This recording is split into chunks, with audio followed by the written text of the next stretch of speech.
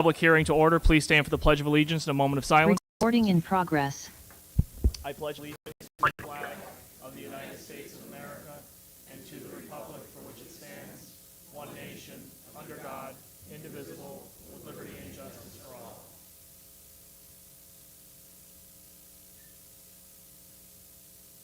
Thank you.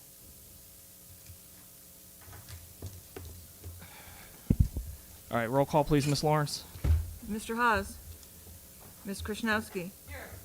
Mr. Lescavage. Here. Mr. Lombardo. Here. Ms. McDermott. Here. Mr. Perry. Here. Mr. Sabatino. Here. Ms. Smith. Here. Ms. Stevenson. Here. Mr. Thornton. Present. Mr. Willow. Thank you. We'll now have public comment on the proposed ordinance authorizing the Secretary of Transportation to acquire right-of-ways necessary for the Water Street Bridge project. Any public comment? I have no slips up here. Any public comment? Is there a motion to adjourn? Motion to adjourn. All in favor? Aye. Opposed? Meeting's adjourned. We'll restart at 6:01. Thank you.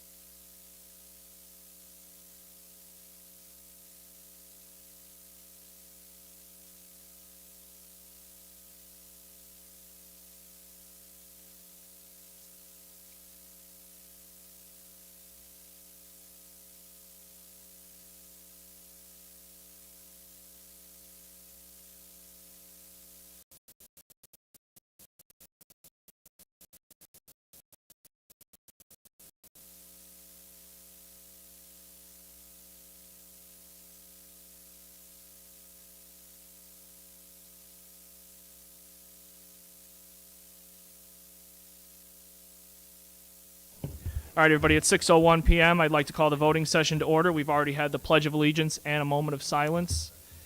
Roll call, please, Ms. Lawrence. Mr. Hawes? Ms. Krishnowski? Here. Mr. Liscavige? Here. Ms. McDermott? Here. Mr. Perry? Mr. Sabatino? Here. Ms. Smith? Here. Ms. Stevenson? Here. Mr. Thornton? Here. Mr. Wilovich? Here. Mr. Lombardo? Here. 10 of 11. Thank you. We do have one ceremonial proclamation. It is from the Luzerne County Bar Association's 175th anniversary celebration, which we had earlier last week.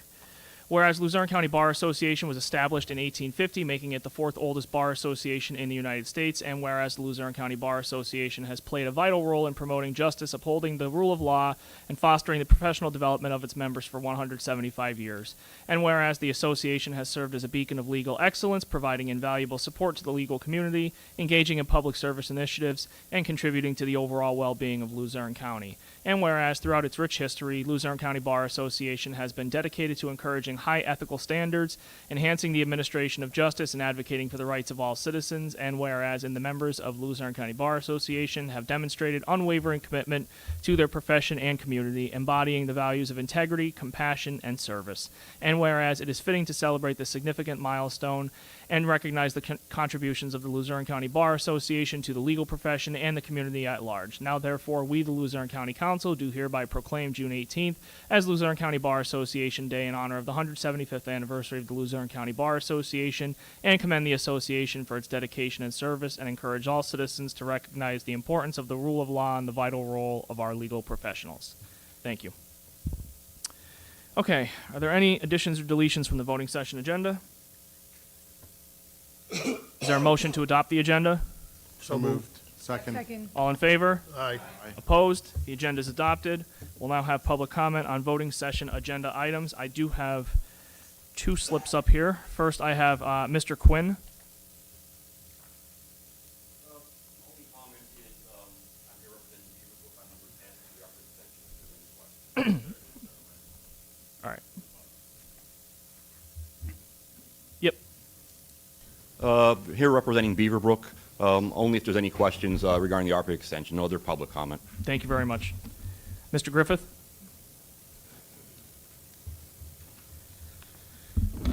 Good evening, Council. Agenda item number 2. I understand the need for this lease and the concerns of the court, but we need to provide more due diligence on the lease, on the document, and the impact to the taxpayers. First concern that I have is the resolution is not correctly drafted where it states the dollar amount. The one spot it says $24,300, and then it's spelled out $25,783. So in your resolution, it needs to be corrected if you so choose to adopt that resolution. The resolution on the agenda is the dollar amount that we're charging, I think, is a little bit excessive that they're charging us. I just think that if this council would get the real estate committee to possibly sit down and do a little bit more due diligence on this lease agreement. I know Councilman Liscavige brought up the issue about the drive-through thing, which was really a good thing, and they took that out of the lease. There's some other things in there that we're going to pay property tax. If the property tax goes up, the council is going to be responsible for any property tax increases over 5%. I think that's excessive. Exhibit A is not in the agenda packet for us to see. It's just a blank page that on my end on the agenda, so I don't know if it didn't copy correctly. But the state reimbursement is only for the base rent. So anything extra and above that, we're paying on our own from the taxpayer's pocket, which is difficult. When you think about snow removal, we're going to have to pay any kind of renovations. We're going to spend hundreds of thousands of dollars on that building to renovate it to suit the courts, which is probably something that we need to do in order to make that building work for the courts. However, if we're only going to have the building for 5 or 10 years, we're going to have to be stuck with either purchasing it at the end or losing all that renovation, which I don't think is a good spending of the money. Item number 7 is the request for the City of Wilkes-Barre for the loan. The concern I have with that is, you know, the City of Wilkes-Barre needs to get a UDAG grant to, or UDAG money somewhere else, or CDBG money to do that. A county shouldn't be in the loaning business to loan people money for things of that nature when he can get it from the CDBG money. And I don't even know if the UDAG interest is eligible for that, because UDAG money is supposed to be for dilapidated properties and renovations of that kind. So I don't even know if that's an available expense that we can use that interest for. And item number 11 is for the Veterans Real Estate Tax Exemption. And it's in a violation of Pennsylvania Constitution, Article 8, and the Office of Law's legal opinion. Shouldn't even be on the agenda. There's ways to make this benefit available to the veterans, and I think it's worthwhile, absolutely worthwhile. But I don't think to violate the state constitution is the way to do that. Let's fix it some other way. Thank you. Thank you, Mr. Griffith. Anybody else for public comment in the audience? Oh, Mr. Carr. Yeah, Jason Carr, Murrells Inlet, South Carolina. I was compelled today to come to this meeting by Brian Thornton. This morning I sent everyone on council an email regarding the lease for over in Kingston on Market Street. It seems as though, or the feeling that I got, I own about probably $10 million in real estate. So when I read the documents submitted today, it instantly began calculating and reading and understanding what information was left out. So I think that the county manager is trying to deceive the public as to exactly how much this lease really is. If you look at the document that I sent you this morning, 303 Market Street is leasing for half the price that you're paying in this proposed lease tonight. And I just would like an explanation as to why. Romilda left out a square footage, price per square foot. She left out the costs that are associated with the build out, accommodating the standards that the county wants. And I just don't understand why that was left out. I feel that both the council and Romilda are trying to deceive the public, especially since we're paying double the amount. And I believe from the email that we got today, Brian Thornton agreed with me. If we look real quickly as to the loan to the city of Wilkes-Barre, let's take for an example, most people don't realize the city of Wilkes-Barre City Council is the fourth highest paid in the entire state. And I was wondering if county council went to city council and asked them maybe possibly to decrease the benefits and the money that they're paid in order to lower the loan that you feel that you have to give them. For instance, let's take Tony Brooks, for example, Councilman Tony Brooks. He receives a $1,500 a month salary. He receives $450 as a health care buyout for not taking the health care package from the city. We pay, as taxpayers of Wilkes-Barre, $375 a month for his dental care. When he retires in 3 years, he'll receive a $1,000 a month pension for the rest of his life. And if we take that and with the remaining 4 other councilmen that are there that take these similar benefits, that would be a cost savings of $258,000 over the 5-year term of the loan that you're offering for $500,000. So what I'm saying is I think you can offer maybe $250,000 to the city instead of half a million. Carr. Your time's up. Thank you. Okay, thank you. All right. I did have another slip that came up before. I'm not sure if this is for public comment for the agenda. Mr. Hall?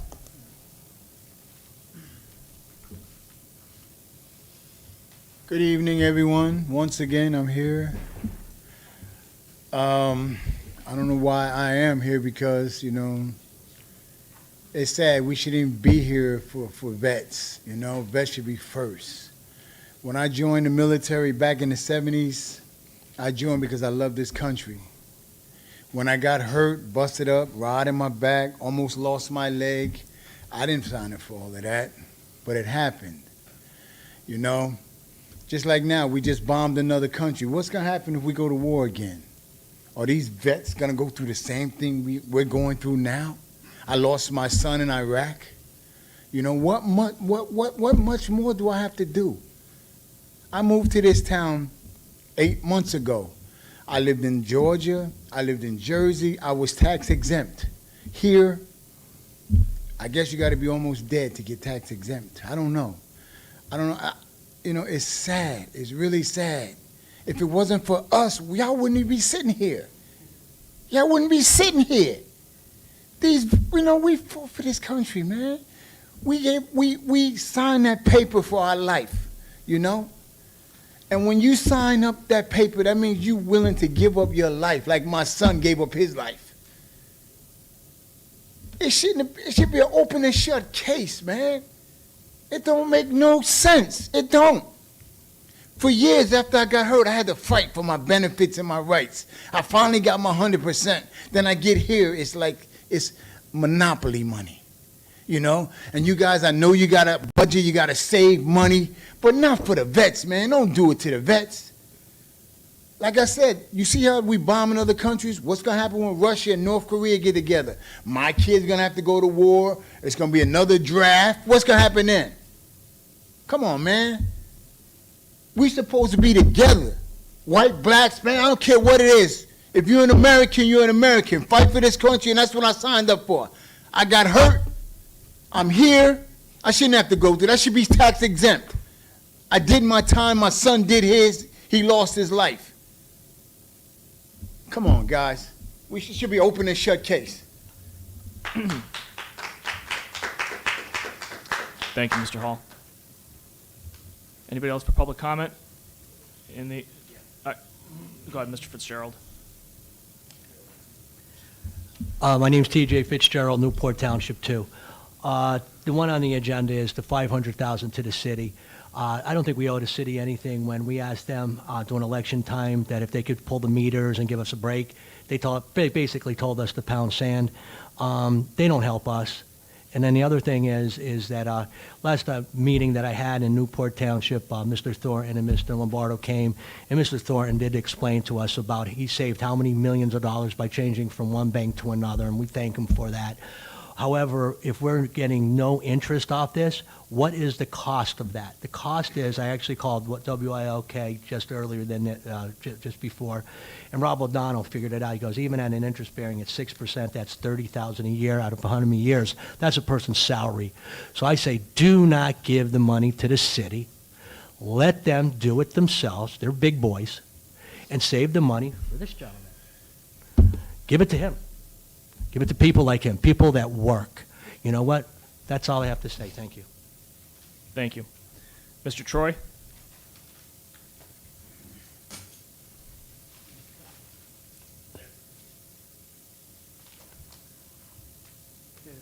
Sam Troy, Wilkes-Barre City. I want to comment on number 7. First of all, I strongly urge council to, I assume you're going to vote on this tonight, the loan that he just mentioned to the city of Wilkes-Barre, $500,000, whatever it is. I had a couple other questions too. But let me just comment that bad behavior doesn't justify condoning in form of loaning money. When I say egregious behavior on the part of the mayor and council in the city of Wilkes-Barre in terms of reckless spending. Now, when I go into the bank, let me digress just for a moment. If I go into the bank and I want a loan, right? What are they going to check?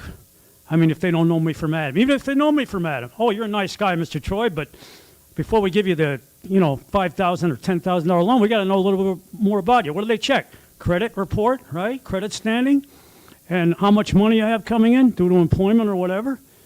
I don't understand. I'll tell you one thing about the city of Wilkes-Barre. They are terrific at a lack of transparency concerning their finances.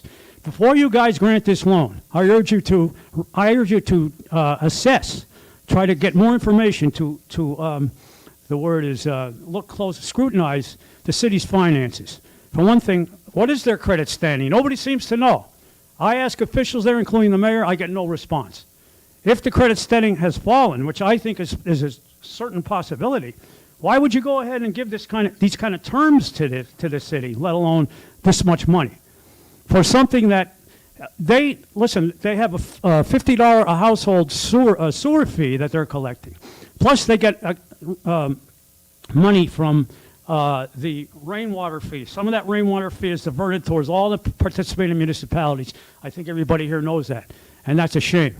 So they have enough money, and they could get, the county does not have to go forward with this loan. I just want to mention one example. Several years ago, I think this was before home rule was enacted. I'm not sure, when the Sterling Hotel was still standing, this council, or the commissioners at that time, I can't remember if we had a council, I'll be honest with you, loaned a certain company by a person named Judge Showball, Mr. Griffith can verify this, $5 million, or was it $6 million, to assess the Sterling and to see where we were going, to try to salvage the Sterling from the wrecking ball. And guess what? The money disappeared, and Mr. Showball, I guess, and his company pocketed the money. The county was not able to recover that. That's an egregious example that I urge the county to look at before they go ahead with this loan. In short, I don't think the city of Wilkes-Barre deserves it. I urge the county council here to put this at least on the back burner, to table it, and look more closely at the city's finances.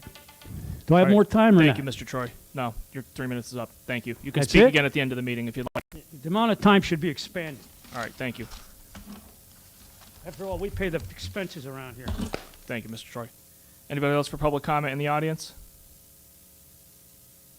All right, we have a Zoom hand up. Mark R. Mr. Chairman, this is Mark Rabo of Hazleton speaking. Can you hear me? Yes, we can, Mr. Rabo. Thank you, Mr. Chairman.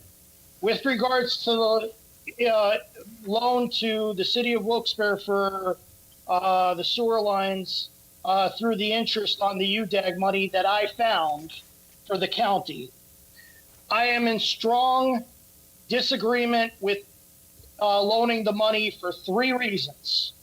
Number one, Wilkes-Barre City has gotten bailouts from the county taxpayers for years. And I'm not talking about like $100,000 here, $200,000 there. I'm talking in the terms of hundreds of thousands of dollars in the in the high 6 figures, low 7 figures. Okay? So for any member of council and the county manager to say that, oh, Wilkes-Barre's the county seat, and that's supposed to be inoculating the city from any egregious misappropriation or misspending of county taxpayers' money is an insult to the collective intelligence of all county taxpayers. That's number one. Number two, if Wilkes-Barre didn't have any other option, I would be reluctant to support it with conditions. But there's another option, as I said, Mr. Chairman, at the last council meeting, that Wilkes-Barre City could apply for UDAG money through the Commonwealth Finance Authority of DCED as an emergency loan through the state representatives. Mr. Eddie De Pashinsky and Marty Flynn could sponsor an emergency loan through Penvest as the vice chair, and the other member of council knows Penvest loans are given for water and wastewater upgrades, line upgrades, and infrastructure. That's a 1% fixed interest loan. So why is the UDAG money necessary, the interest on the UDAG money necessary for political expediency because it's an election year? That's second reason why I'm against it. The third reason is the fact that Wilkes-Barre City has, they could apply, like as Controller Griffith said, through their CDBG money and other monies that they can get through federal money, and they could have applied for ARPA money through the county when you guys were discussing how to allocate and apportion the ARPA money. So for those 3 reasons, I am strongly against giving this money, and I don't care about political platitudes that Wilkes-Barre is the county seat, and that's all I have to say, Mr. Chairman. Please vote. Don't vote against. Don't vote for this. Vote against it. Thank you very much. Thank you, Mr. Rabo. Okay. Any other people for public comment? Anybody else? All right, hearing none, we'll move on. Is there a motion to approve the minutes from the June 10th, 2025 voting session? Second. Motion and a second, all in favor? Aye. Opposed? Minutes are approved. Moving on to the agenda, number 1, motion to adopt the ordinance authorizing the Secretary of Transportation to acquire rights-of-way necessary for the Water Street Bridge project. So moved. There's a motion and a second. Roll call. Ms. Krasinowski? Yes. Mr. Liscavige? Ms. McDermott? Yes. Mr. Perry? Mr. Sabatino? Yes. Ms. Smith? Yes. Ms. Stevenson? Yes. Mr. Thornton? Yes. Mr. Wilovich? Yes. Mr. Lombardo? Yes. Unanimous. Number 2, motion to adopt the resolution authorizing the county manager to execute a lease agreement between Luzerne County and JDP Realty Incorporated for office space for Luzerne County Domestic Relations. So moved. Second. There's a motion and a second. On the question, anybody? Mr. Wilovich? I just wanted to ask, do we have to change the resolution to reflect the right number? Yeah, we just correct the wording of the dollar amount. Okay, so I'd like to propose amendment to correct the wording on the dollar amount. Second. Well, So the correct dollar amount is 25,783, correct? it is, that's Okay. the correct month. Okay, so I- The words are incorrect. Okay, so my motion is to adjust the words properly to make it equal. There's a motion and a second to adjust the language to fit the proper term dollar amount, which is what again? 25,000? $783. The number figure is the Okay. correct monthly payment. Okay. There's a motion and a second. Roll call on the amendment. Mr. Liscavige? Yes. Ms. McDermott? Yes. Mr. Perry? Mr. Sabatino? Yes. Ms. Smith? Yes. Ms. Stevenson? Yes. Mr. Thornton? Yes. Mr. Wilovich? Yes. Ms. Krasinowski? No. And Mr. Lombardo? Yes. 9-1, it passes. Thank you. Mr. Thornton?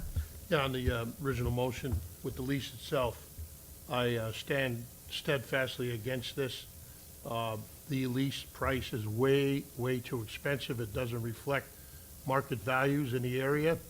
I researched a lot of properties out there, equivalent, even closer to the Berminski building, which is what they were looking for. Nice, very nice office properties for a lot less expense. Also, since taxpayer money is certainly going to be used for a portion of this lease over the 10 years of the lease duration, I think an RFP should have been issued and let a lot of different properties submit their price and meet the specifications or qualifications that would have been demanded in the RFP.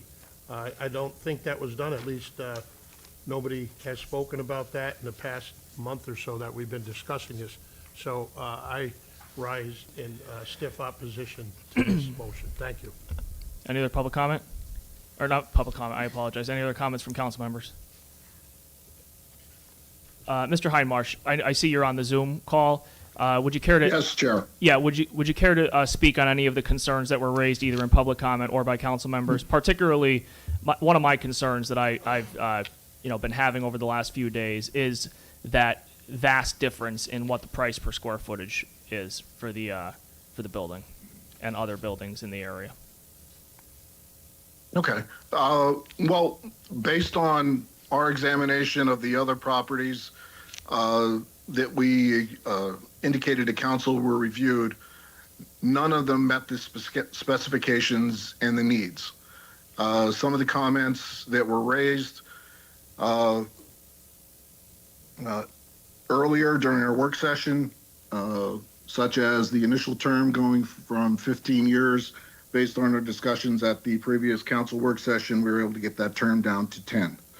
As someone in the public comment indicated, the landlord is now willing to remove and pay for the total cost of removing the ATM. So again, thank you for the discussion during the work session.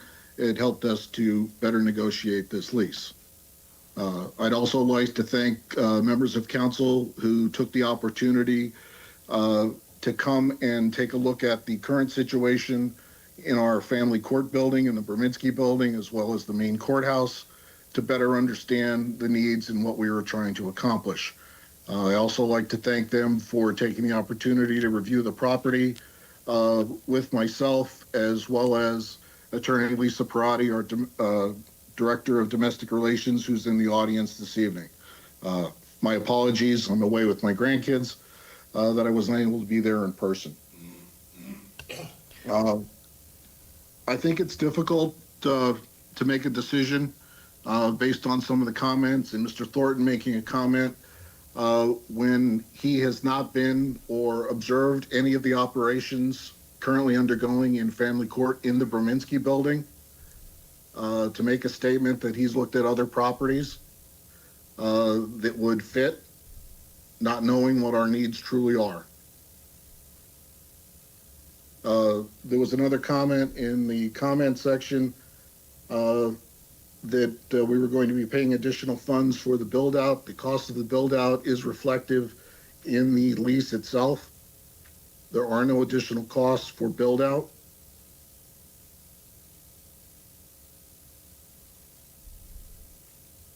And I believe there were some concerns that other than the base rent, no other costs were going to be submitted for reimbursement, and as that is not correct. If I missed something, please ask me. I'm happy to address it. Ms. Parati is in the audience. We'd both be happy to address any concerns that you have moving forward. I think there's been ample time to review the lease by the county administration as well as the Luzerne County Council. And that's about all. Thank you, Mr. Highmarsh. Ms. Parati? Yes, I would just like to remind council that Paul is correct. I think it's on. Anything, can you hear me? Yeah. Okay, anything that we submit to the state is reimbursed to the county at the rate of 66%. So he's correct. Those additional expenses can be submitted to the state in addition to the payment of the lease. And the costs of the build-out are part of the lease, rent, the rental costs. Okay. So that's a misconception that I don't know where that's coming from. They agreed to lower the term. They agreed to take out the $3,600 for the night depository. They have been very cooperative with us. I think I want to also thank those of you that took the time and made the effort. I don't know how you can make an informed decision without seeing the place. That's simple. Without seeing how much space we have at Brominski and how much space we do not need currently because my staff is diminished, and how much family court needs our space. When you came to Market Street, you saw how it was perfectly laid out. Very little renovation needs to be done with the exception of the back room. We have parking, we have accessibility. All of the other properties that we looked at had none of those. So I think it's important for those issues to be recognized. Ms. Smith? Thank you, Chair. You mentioned before that the renovation costs are built into the lease, and it's my understanding that that is why the term is so long, and that is why the rent is what Correct. it is. So that would make up for the difference in the amount per square footage. Correct. Okay. And it's also my understanding that they are leaving us free of cost without being built into the lease a substantial amount of office furniture and Exactly. You things saw that that. I did tour the space. Beautiful cherry furniture that they're leaving, conference tables that they're leaving, whiteboards that they're leaving. Anything that is there currently, which was owned prior to the bank leaving, is being left for us to take. File cabinets. And I don't think I picked up on this in the lease, but things like snow removal, garbage, that would be our requirement, right? The snow removal is going to be something that the Del Balsos will be responsible for. Okay, so that's not a cost for us. Well, it will be a cost for us, yes. Okay. But it will be it'll be reimbursable by the state. By the state. Mhm. What other costs can you foresee that we might encounter that would be reimbursable by the state besides like snow removal? I mean, everything pretty much is worked into the monthly number. So utilities? Utilities are separate, we have to pay utilities, Right, yes. so that would be a cost, but We that'd will. be again They're all, reimbursable, right? would be costs that we submit to the state every month a monthly statement of expenses, itemizing all of our current costs. We currently, I call it rent, they call it cost of ownership. We currently pay $20,668 at the Berminski building, which is a Right. county-owned building. Mhm. So And- to say that 5,000 and some dollars more is a big deal, I don't get it. And historically, the state put in a few $1 million to help build Berminski, didn't it? The state built Berminski How, to the tune of? to the tune of over $1 million. Right, okay, and we still get rent from that. Correct. Which there's is one something the more- state has issue with to this day. Right, okay. Which we don't want, we certainly don't want a strained relationship with the state courts, considering the. They've been things quite that they good to us, provide I for have to us, say. That we would not be able to run our court system, I don't think, without the state court's money, Correct. right? Okay, thank you very much. I thought there was one more thing, but I lost it now. Thank you very much, Attorney. Mr. Flynn. Lescavich? So just because some of us didn't go on the tour, some of us went by the building and looked at it on our own time, because I work out of the county. So I did go down and look at that building. Did you come inside? I looked inside. Okay, did you And hear? it's, well, Go could ahead. you let me please speak? Go ahead. And I looked at the building, and the front of it's decent. It's a facade in front of an old building, if you will. Behind that is, I think, a linen business. Is that what that is behind it? Are you talking about Market Street? Yeah. Behind what? It was a bank. Right behind the bank, the connected building behind it. Behind the bank, it's one huge extension, used to be a car dealership.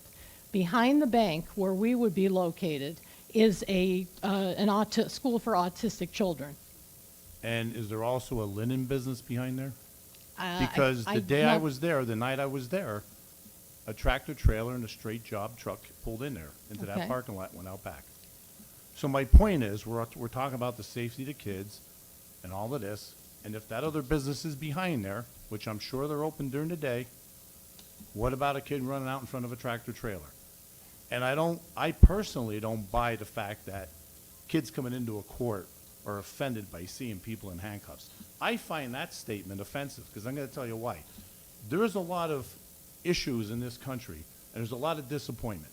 So to think that you're going to protect kids just because they see somebody in handcuffs, that's not a reason to lease or rent a property at a much higher rate. Well, can I explain? First of all, Mr. Lescavage, you're mixing apples and oranges here. We will not have a courtroom within the domestic relations building. We traditionally do not see children. We see the parents of children. I'm not going to tell you that occasionally a child doesn't come into the building, but it's not, you're thinking of family court. Berminski will have 2 courtrooms, maybe 3. They see a lot of children, a lot of traffic. You saw that, you people, when you took the tour, you saw there were children. We traditionally do not have people in handcuffs other than when my enforcement officers pick somebody up. And those people are taken right to the courtroom. In this situation, they will be taken via vehicle whenever they're picked up to whoever our family court judge is going to be, or our support court judge is going to be. Right now, it's Judge Salavantas, so yes, we bring them in our building, take them upstairs, and that's it. But to say that you people are seen with handcuffs, no. In this building, yes. And we have very little child traffic in our building.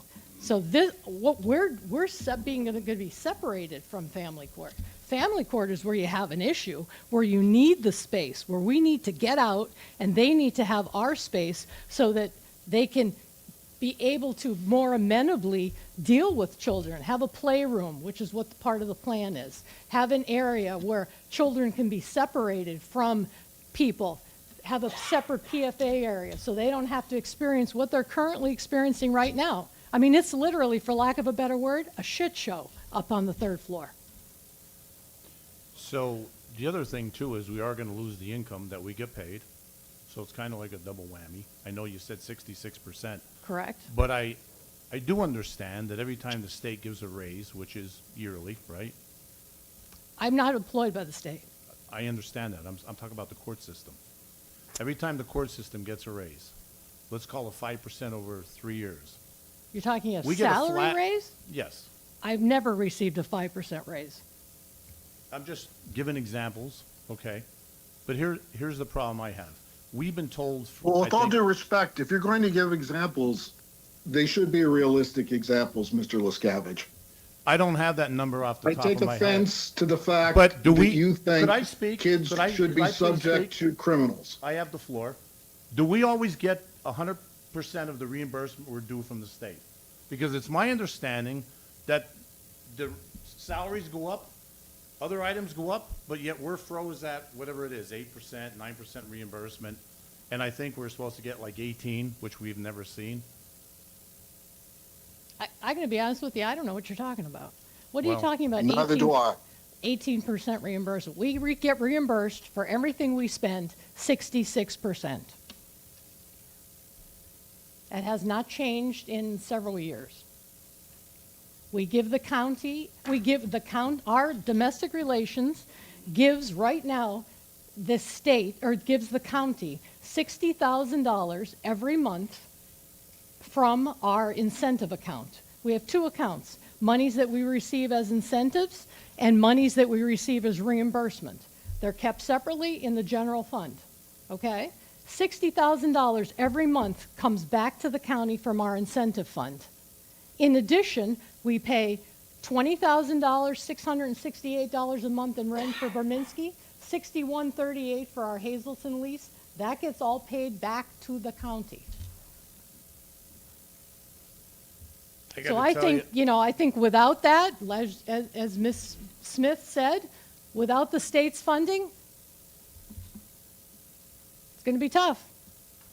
And I agree with Mr. Thornton. I did the same thing. I pulled up many properties, and honest to God, with commercial real estate, it's like the 4th of July on the computer to pick whatever color building you want. And the one that caught my eye was on Pierce Street. That's a beautiful building right over the bridge. Which one? Right on the left as you're heading into Kingston. The whole building's empty. No, it's not. The building was purchased in the first floor. The folks who purchased it are moving in. The second floor, which is not enough square footage for the domestic relations operation, is available for lease. Well, then it was just leased, because when I looked, the whole thing was available. All right. Now, this is not something, Mr. Chair, if I may. Go ahead, Mr. Hindmarsh. As I expressed during my presentation with Ms. Parati at the work session, this is not something that we've taken lightly. We've given a list of properties that we reviewed that we felt may meet the criteria for our domestic relations operation. Which included sufficient parking for the public, a good location where the public will be able to find us, and a safe and reasonable location, which the property on Market Street needs. The renovations are being done. The county was involved. The county's engineer was involved in putting the renovations together. They are included in the lease build out. Again, I cannot stress enough that this was not taken lightly. Ms. Parati is absolutely correct in the amount that's reimbursable that we have moving forward. And I take offense to your comment about kids seeing people in handcuffs. That is not the best practices of the courts or the court system for that to be happening. They should not be. And we, as a court system and members of Luzerne County, should be doing our absolute best to do what's right for our children and family in Luzerne County. Well, I disagree with you, because You're absolutely when I entitled was to in your school, position. they had a program coming around our high school. You know what it was called? Scared Straight. They brought people in that were criminals, and you know what? That's probably why I was never in trouble, thank God, because those people would scare you enough that you never wanted to get in trouble. So not everything's Well, a I'm negative. thankful that you were never in trouble, but there are a lot of children and families that come into our court system and I wish that wasn't the case. But what we're trying to do here is in the best interest of those folks, those families, those kids, and this is the absolute right thing to do as a county, putting our best foot forward in doing what's right for them. All right, Ms. McDermott. This state has guidelines that everything has to be followed, so it's not just the county engineer. So again, looking at the buildings, I toured domestic relations where it's at. I toured the new building. The due diligence was done. They did a lot of work looking. They don't have cash to come up with to put any more improvements into any of the other buildings. Again, any of the improvements, as little as they are with the new building, are into the lease, the monthly lease. So they don't have to come up with any more cash or anything else to do it. But again, I toured it. I see that there's too much room in Brominski building. Yeah. And then one on Market Street is going to fit them. And you again, also very have seen little- the security concerns that we face with regard to the state. Locked doors, bullet-resistant glass, not having access to anyone else, keeping us separate. So it's very, it's burdensome at times, so what we have to do so that we can maintain that 66%. They come in, they tour, they have requirements. So that's a big thing, state guidelines. That's important. All right, Mr. Thornton. Yeah, thank you, Mr. Chair. Ms. Parati, I just want to say for the record, from day one, I told Mr. Highmarsh here over a month ago, I am absolutely in favor of the move out of that building for the obvious reasons. It's needed, it's necessary, so I don't want to be recharacterized here tonight as I'm against moving out of that building. My question back then, 4 weeks ago, was the same as it is now. Tell me why specifically only this building will work. I wanted to know, and you started to touch on it here a minute ago, what are the specific needs that Mr. Highmarch referred to a few minutes ago that are required during this move that only this JDP Realty building can fulfill? What are those specific needs that no other building could fulfill? Only this one could. What? And I'm going to just jot them down. So what are those needs? I'm not telling you. Well, let's, if you don't mind, Ms. Parati, let's start with parking. We need to have ample parking for our customers. And how much is that? Right now, we need well over 50 spots. Over 50? Right now, we pay for 70 spots in the parkade, which we don't get to use because they're used by the public because the parkade's open free of charge. Okay. Okay. What we need is a safe area for transactions, a safe area for docketing, as Ms. Parati indicated, behind bullet-resistant glass. Certain things within domestic relations need to be segregated. As she indicated, locked doors. And this is all part of the build-out that's happening. The good thing about this location is that its former tenant was a financial institution. So the layout itself makes it a good location for some of these things to be accomplished relatively easily.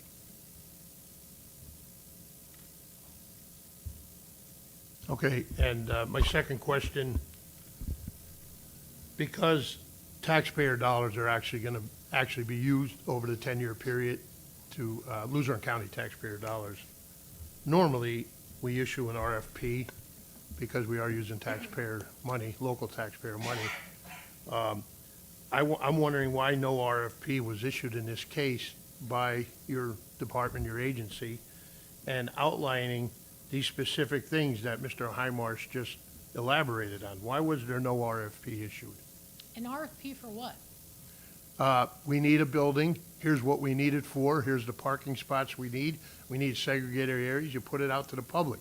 You might have got 10, 20 valid answers to the request for proposal, and then you go look at those buildings. But rather than your agency or department, rather than just kind of finding your own or picking your own buildings, I don't know why, that's why that's why government uses RFPs, to safeguard taxpayer money, to make sure due process was done in that regard. I just wondering why nothing like that was issued. Explain to me what the difference is if we go and look at buildings versus putting it out there and somebody shows us a building. Well, What's you the would have much more variety. You would have competition of pricing because we are spending taxpayer dollars. Let's get this straight. You guys aren't spending taxpayer dollars. We are, the 11 of us What sitting are we here. spending taxpayer dollars on? Well, The state is reimbursing. I'm not agreeing, though, that the state is reimbursing 100% over the next 10 years for every cost and expense in that building. I just don't agree with that. I don't think that's going to happen. So I'm just wondering why an RFP wasn't used. Number one, based on what experience, Mr. Thornton, do you think that's not going to happen? Well, you did not issue an RFP, did you?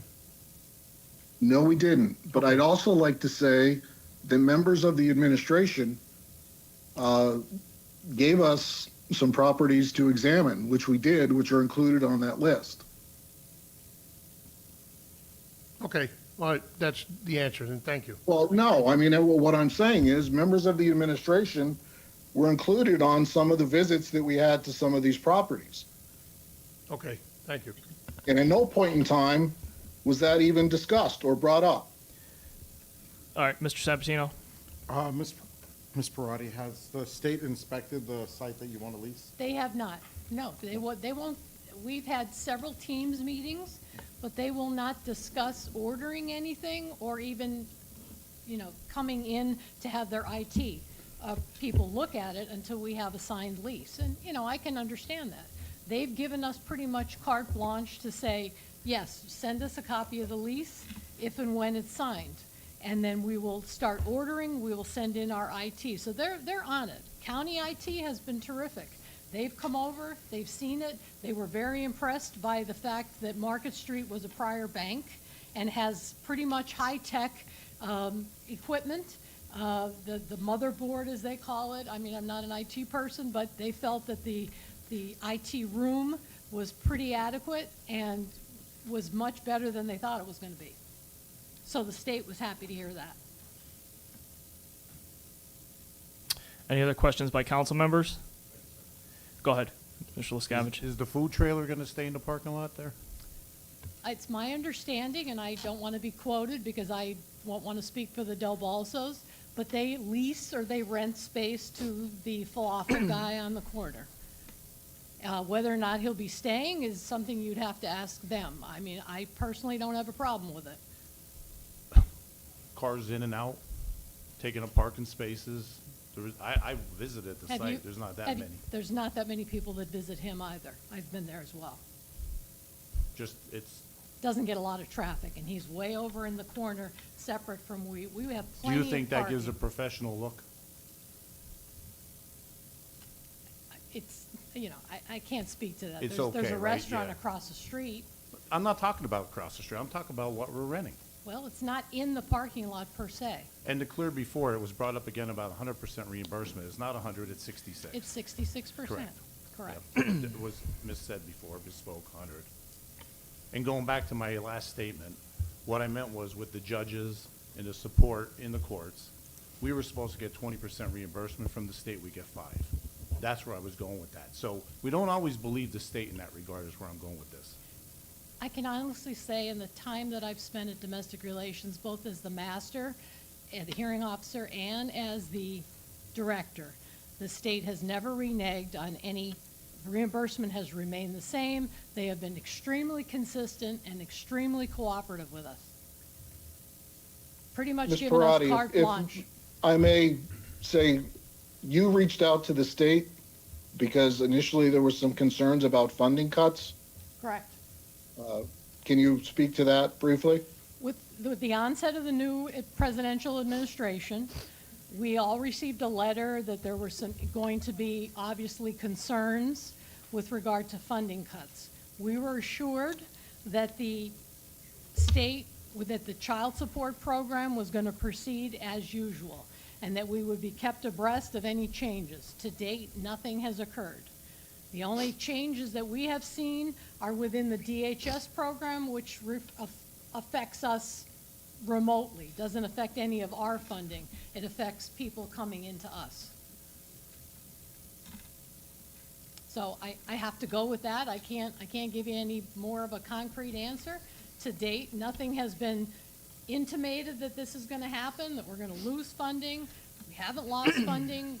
Last year, we got several reimbursement checks, as we normally do. We got 5 last year. Normally, we get 4. State is very prompt with their reimbursement, and the county gets paid as per always. Any other questions by council members? Ms. Smith? Stevenson can go. I don't think she has a question. Oh, I'm sorry, Brittany. How long has domestic relations been paying rent to the county? Since, well, I call it rent. It's not rent, it's cost of ownership. County does a cost allocation plan every year, and we are assessed a portion of that based on our square footage, okay? They've been doing that since the building was built in 1988. Okay. And of the other spaces that you looked at, is this the only one that the rent included renovations? We never went that far with the other buildings. We Why never not? got to the extent of negotiating a lease. Why So I not? can't answer that question. Because they weren't appropriate. Because, I mean, we looked at several buildings, but the problem was they needed renovation, and we don't have the money to renovate it, and the county didn't want to put up the money for the renovation. Okay. So I think something that's just not being fully understood is just how much renovations are needed in order to make this specific to your use. I also don't know that it's being understood how important and what kind of work domestic relations does and why we don't think that child support will get cut. I mean, as a practicing attorney, I'm in domestic relations a lot, and I know how invariably the state does not permit one to skip child support payments. It is one of the most important, in my eyes, it seems like, from the way that it's reimbursed by the state, it seems like it is one of the most important parts of the court system from the state. Domestic relations has abilities that literally no other function of the court has. They are more equipped to find people simply because they want them to pay child support than most police officers, frankly. Am I wrong? No? So I think what we're losing here is the amount of the rent that is being put towards renovations, because as Controller Griffith pointed out, if we were to spend any money on renovations, if we didn't buy that building, we would lose all that money. But here, we're paying over time for the renovations, arguably, and we have been given the right of first refusal to buy it. Am I wrong? That's correct. You are correct. And, for example, I don't know if anybody touched on this. There's quite a bit of renovations needed, correct? For example, you need to build out in the front to include a public restroom.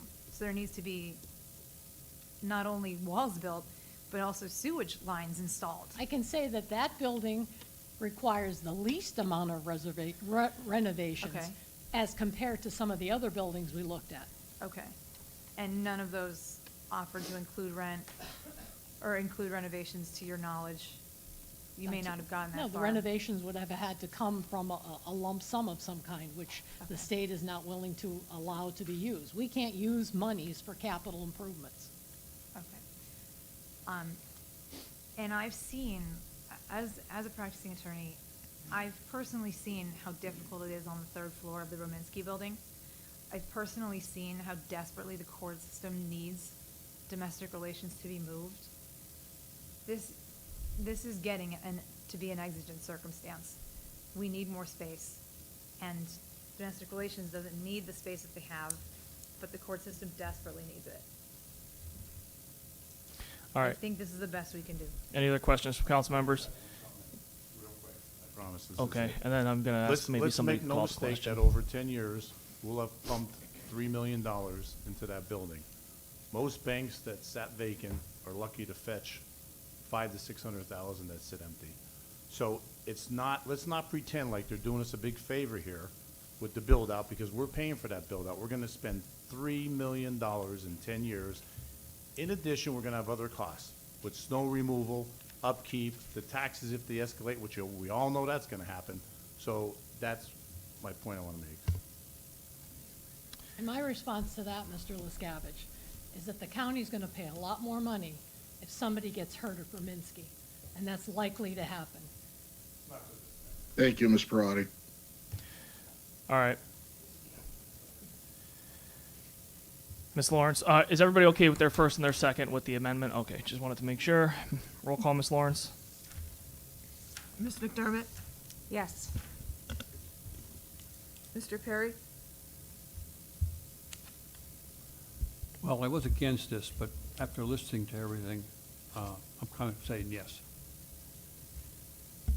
Mr. Sabatino? Yes. Ms. Smith? I believe that due diligence was done. Well done. Yes.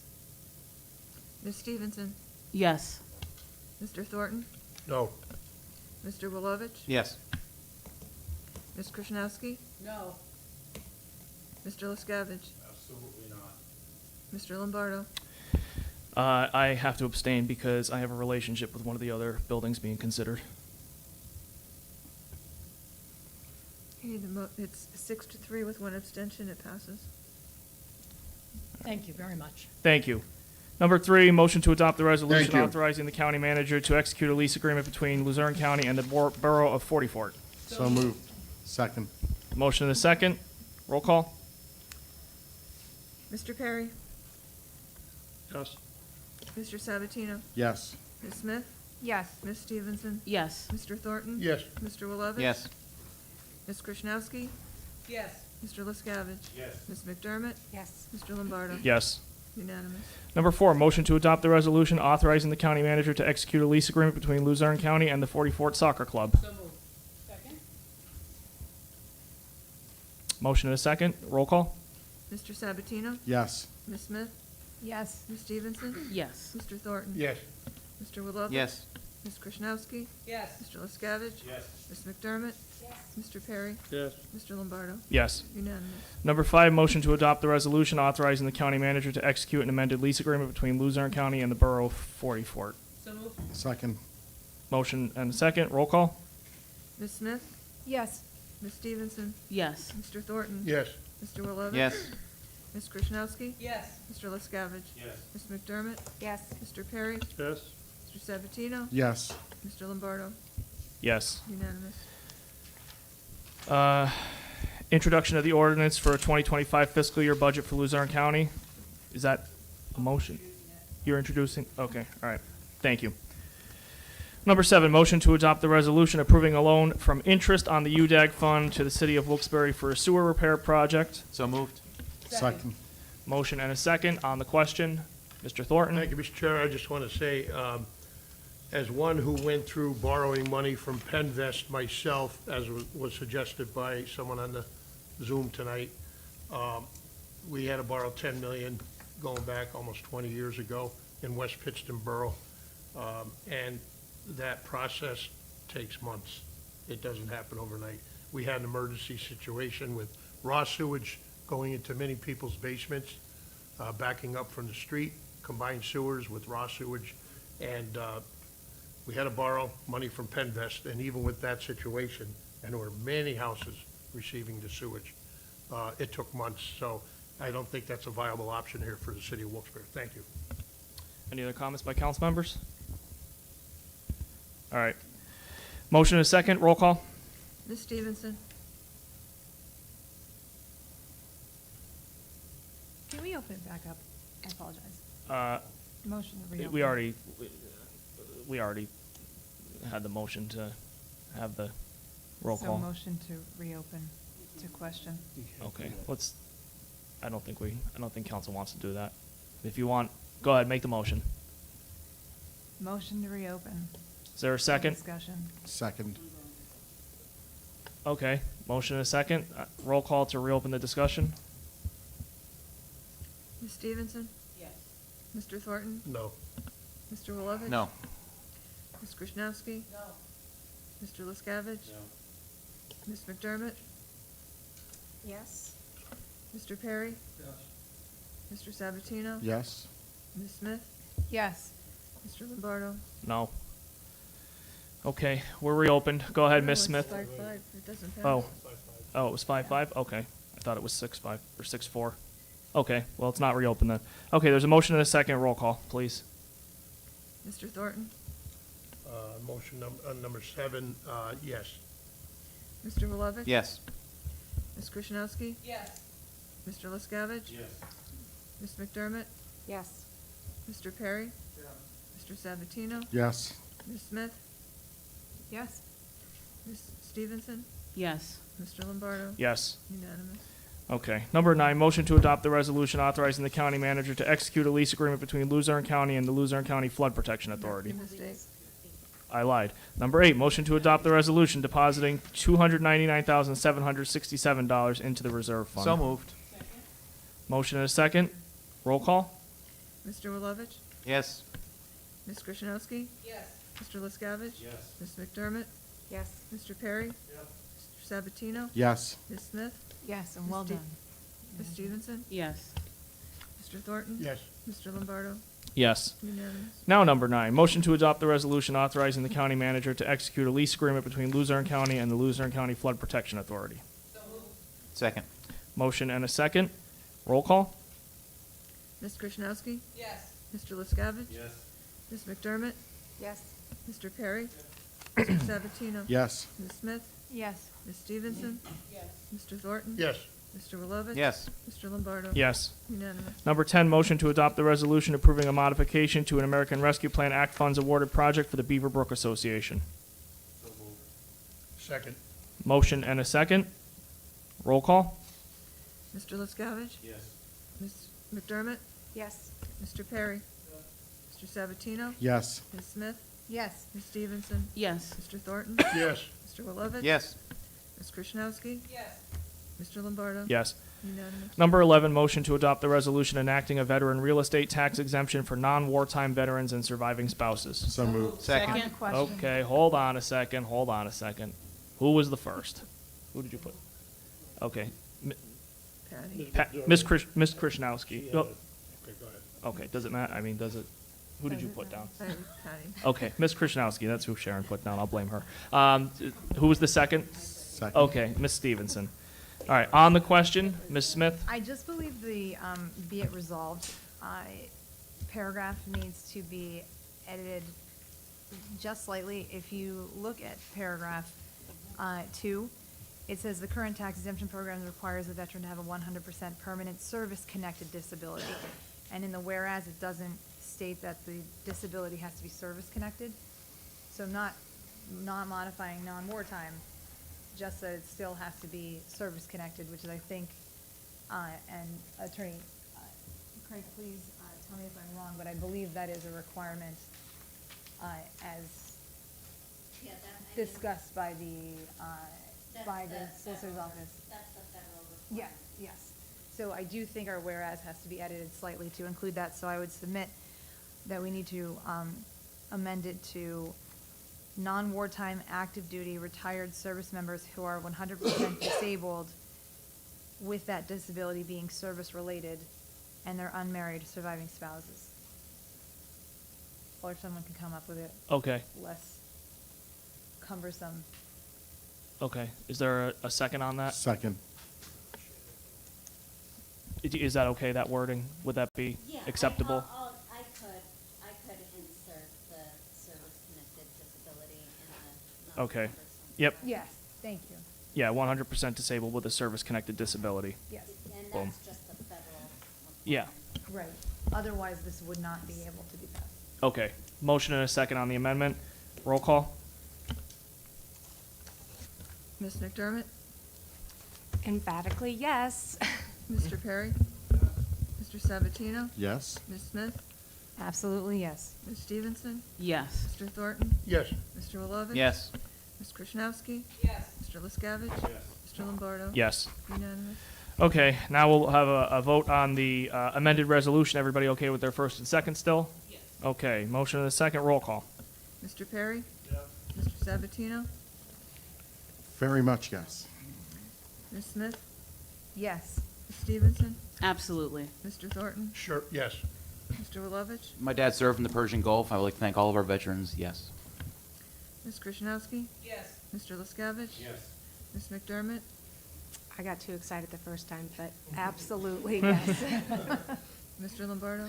Absolutely, yes. Thank you very much for all your service, our veterans. Yes. Okay, number 12, motion to adopt a resolution authorizing the county manager to execute an agreement of sale, et cetera, for 2 parcels of county-owned property located in Hanover Township to Stephen J. and Evelyn Humanic. So moved. Second. Motion and a second. Roll call.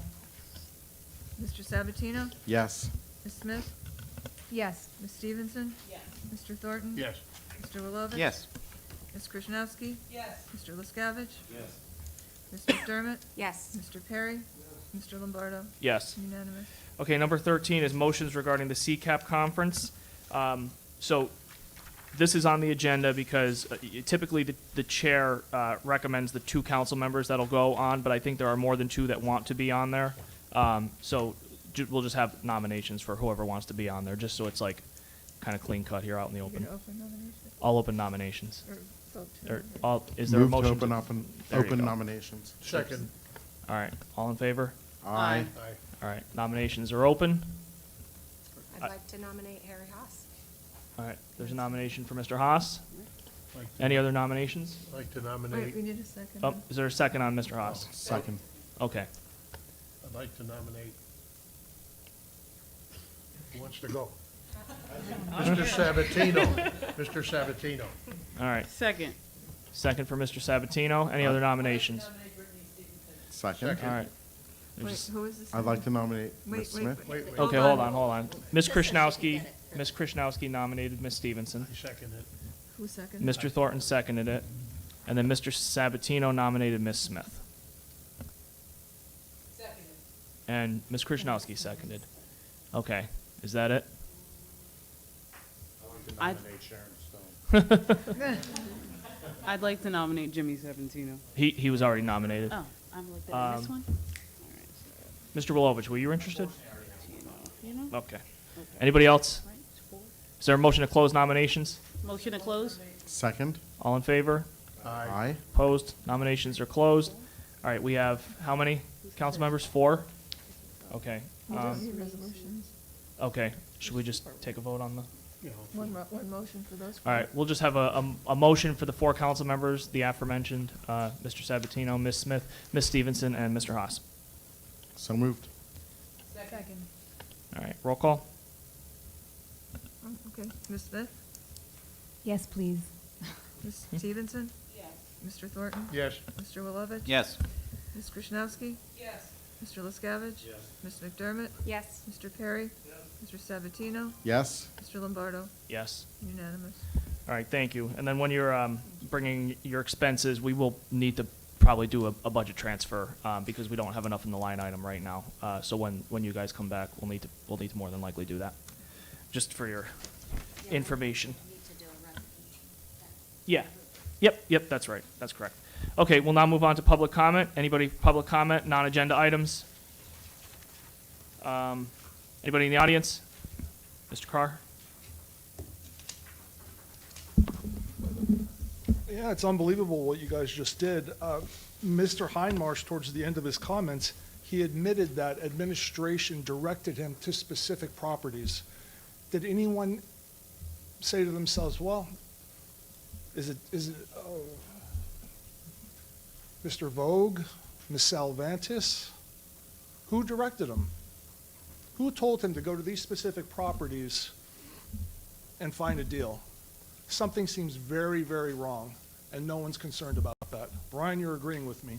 Oh, that's great. I appreciate it. The rule of thumb in real estate, one of them, if you're the owner, especially wanting to keep a tenant for a long period of time, the longer the lease, the lower the price. And that's just, what just happened here is the exact opposite. Thirdly, it's a shame that Leanne McDermott wasn't involved, or the committee, the real estate committee. It's hard to believe that she let this happen. And then, fourthly, over the weekend, I looked at the charter, the county charter, and then I looked at Ramilda's resume. And the reason why we go through this turmoil in Luzerne County with all these backward deals, and one of them, we accepted a worse deal a couple of years ago with the children and youth. So that was a worse deal than this one, but no one said anything. I decided to get involved this morning when I woke up. But comparing Ramilda's resume to the county charter's requirements as county manager, the reason why we go through all this turmoil is because she does not have the experience necessary. She was put in this position by some members of this council. She sat silent tonight. I don't think anybody knows if she was involved in the process or not. And the county taxpayers come out losing again on a lease that never should have been accepted, that we're paying almost double for. As Mr. Lescavage said, $3 million in 10 years in Kingston, Pennsylvania for an empty bank building. Something is very wrong. And I would ask this council to either remove Ramilda or deport her, because it's an absolute disgrace what just happened here. And lastly, I received some threatening emails this morning from Brian Thornton, and I was wondering if he could expand to the public watching on television tonight, the public listening to the radio, and the public here in the audience, if he could explain his comments today. All right, thank you, Mr. Carr. That he directed towards me. Thank you, Mr. Carr. Because it's not the first time that Thank you, Mr. I Carr. have been threatened All right, thank you, or Mr. Carr. intimidated by members here. Thank you, Mr. Carr. You're welcome, John. All right. I'd like to Mr. respond to that, please. Okay, go ahead, Mr. Just for the Thornton. record, I did not send any threats or threatening emails or intimidating emails to Mr. Carr, none whatsoever. The emails we send on the county are public emails. Anybody's welcome to look at them. I think all of council members were on that string and could attest to the fact I didn't threaten anybody. Thank you. All right, Mr. Carr, please. Please. You need to focus, Mr. Carr. All right. Okay. All right. Mr. Hall, thank you. First of all, I just want to thank God, and I thank you guys. The crazy thing about me and my son, if a war broke out right now, I would go. Because we're supposed to be Americans, love one another. Am I my brother's keeper? Yes. But a lot of people don't feel that way, But like I said, at the end of the day, I keep God first in everything I do, and he always takes care of me. Thank you guys once again, and God bless our vets. Thank you for your service. Thank you, sir. Thank you for your service.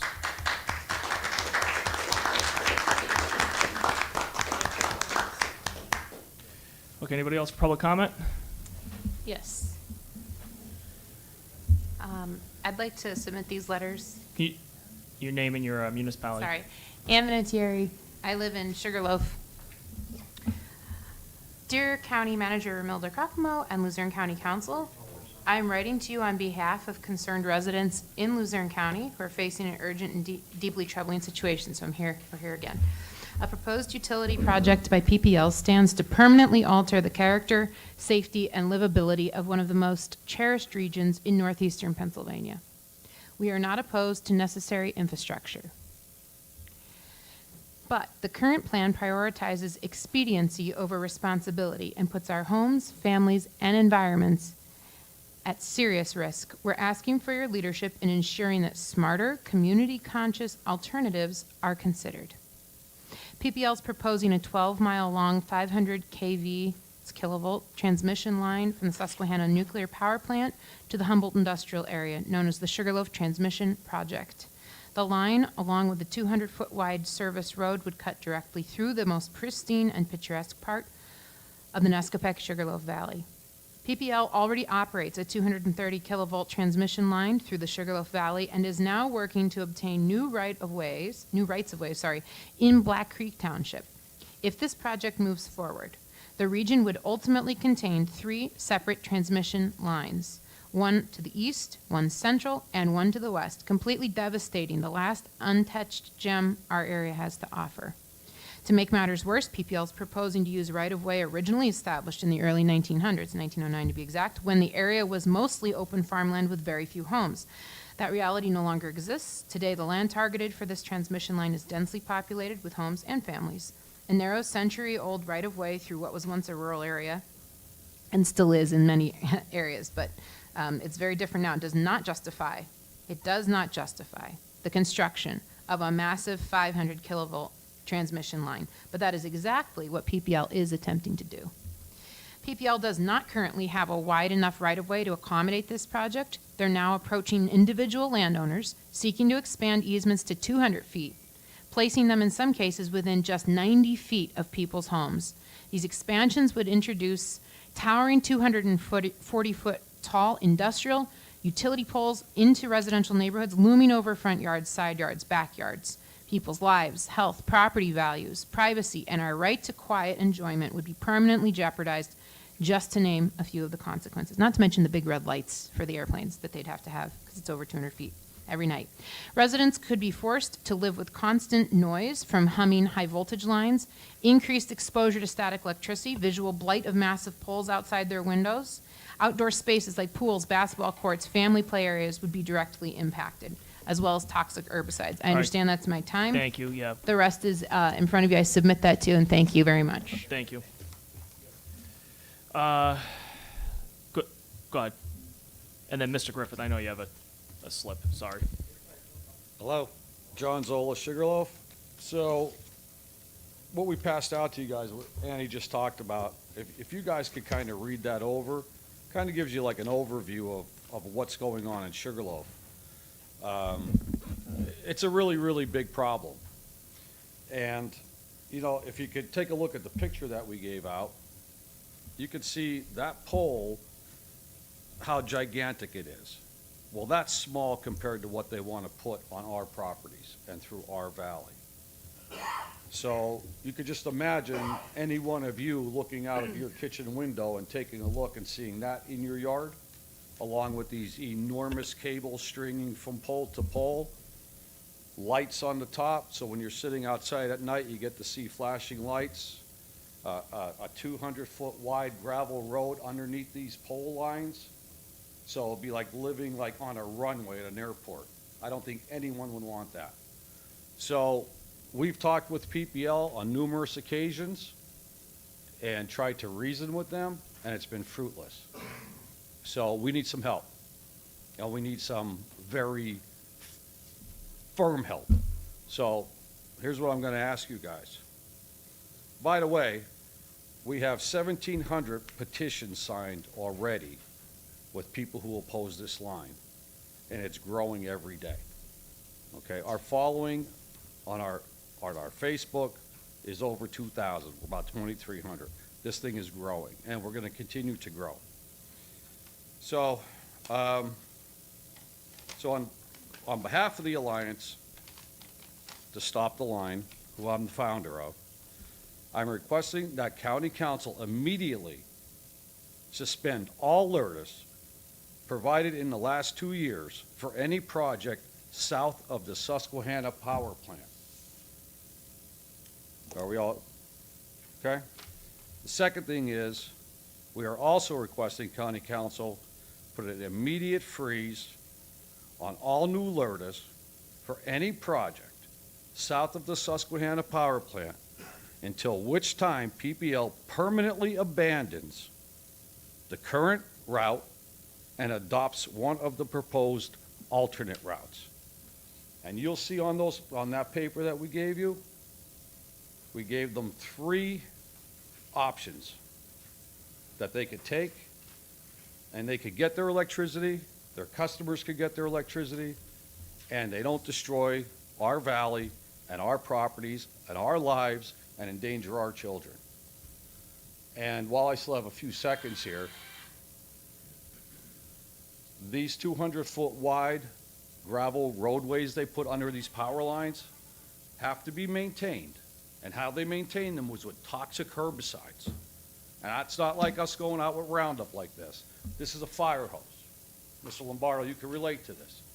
And when they spray this stuff, it goes everywhere. My grandkids and my kids and my family, and a lot of other people's families, what are we supposed to do? Gather up our, wait, I gotta finish this. Gather up our people and run?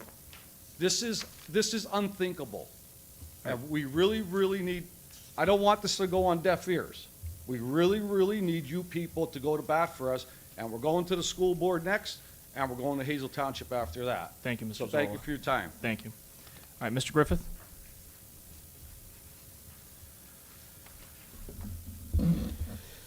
My comment tonight is about the Keystone Mission closing. I just want the public and council to know that back in 2023, when that Keystone Mission came to this council and to the public looking for funding, this council was unanimous in providing funding for them, unanimous in helping them in any way possible to take care of the homeless of this valley. It's unfortunate that it's turned to the position that it's in now, where the council, where they're closing that Keystone Mission facility on the corner of Union Street. After all the effort that they came to this council and asking for, their lease was very extensive. I stood at this podium and spoke to council about the due diligence about that lease and the extension and the time frame that they had in the lease, and how I didn't think it was appropriate for them to bring that to council. But council felt in the best interest of the homeless people that it would be best to give them the $500,000, which I disagreed with the lease, but the premise was right. Now we're sitting in a space where they now have canceled it, canceled the lease, and they're moving out of here and closing that facility. My concern is the ARPA $500,000 that they got. Now, I spoke to the county manager. She's checking with Booth and doing all that due diligence that she needs to do, and I appreciate that as well.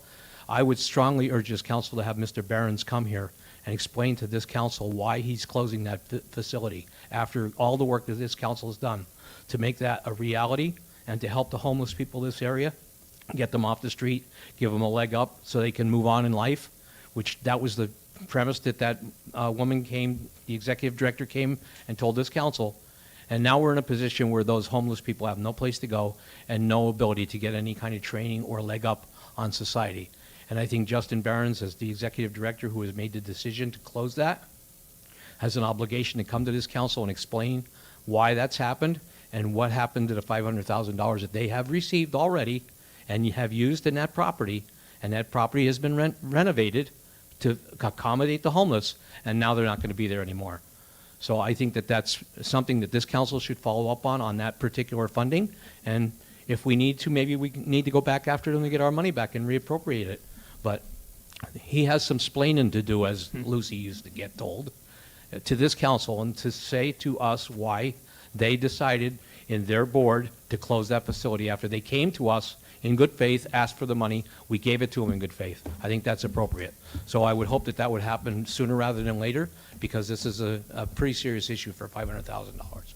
And I do appreciate the manager looking into it for me, as well as council appropriating that money. Thank you very much. Thank you, Mr. Griffith, and I agree with you 100%. I think most members of council probably would like to hear from Keystone Mission, so maybe we can get that onto our next work session agenda just to hear from Mr. Behrens.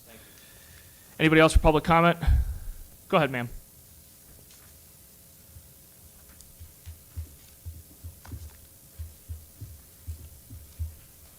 I wasn't planning on speaking. I'm the old widow from the last time. And I'm just so upset I've even had a heart Ma'am, what's attack. your, I'm sorry, Oh, what's I'm name and sorry. municipality? Okay. Sorry. My name is Brenda Rizzo. We're the third generation farming, a farm down in Sugarloaf in Black Creek Township. And there are two power lines going through, one going through Sugarloaf that's disturbing even 3 homes that people have to leave. They're going through my farm. They're taking 5 acres, a whole entire hayfield. They're cutting down 100-year-old trees to put a tower. It's the only place they can put the tower in order to go across the creek and down to the other side. They've intimidated me. They've told me that they will just take the property, condemn it, and I will get nothing, which is illegal. They have been to my house 3 times. The surveyors came on without my permission. I threw them out. They have called me 12 times already. I've gotten things in the mail that I was supposed to sign for so I could sign off the easement.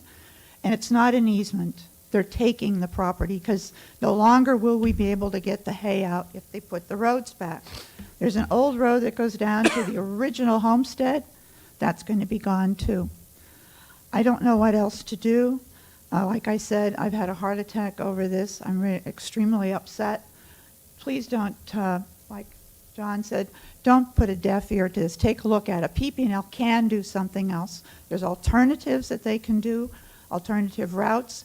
Also, you can put some kind of cogeneration plant or some kind of generating plant next to the data center where they're needed. You don't need to disrupt hundreds and hundreds of people's homes. But PP&L doesn't want to do that because they can't make any money on producing the energy, only by transmitting. Please come out and take a look at the properties and see how beautiful it is right now. It's going to be in front of our church. There'll be 2 big towers. So from then on, we're going to have to go under the lines to go out to church. And you look out the church door and you're going to see 2 big towers with lights on top. And we're going to see that for the rest of our lives. Plus, it's also a health hazard. If you could hear the crackling sound, and they've done experiments with fluorescent lights underneath something that was less than the 500 kilowatts they're going to put on my property, and they lit up at night without even touching the poles. And then they tell you that it's no health hazard. So please come out, take a look at the properties, and see what it's like, and talk to us a little more. We'd really appreciate it. Thank you. Thank you very much. Anybody else in the audience for public comment? All right, we have one hand up on the Zoom. Mark, Mr. Rabo.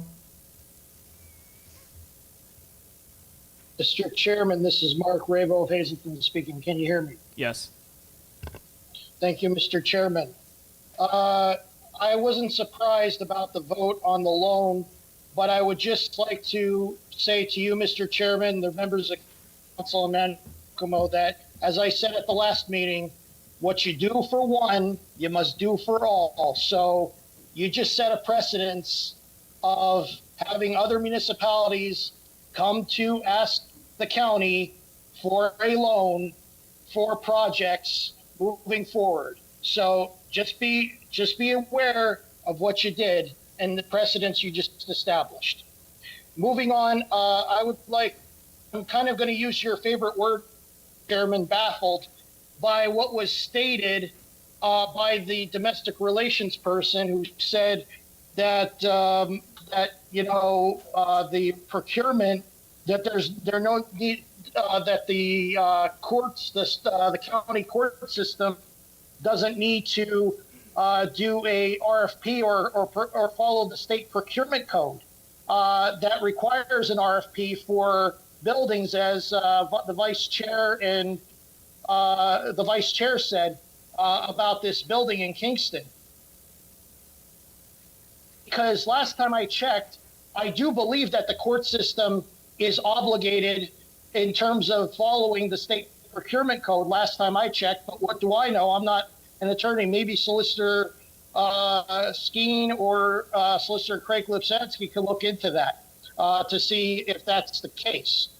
So, Mr. Chairman, I'd like to, agree with Councilman Leskavich as far as with the reimbursement.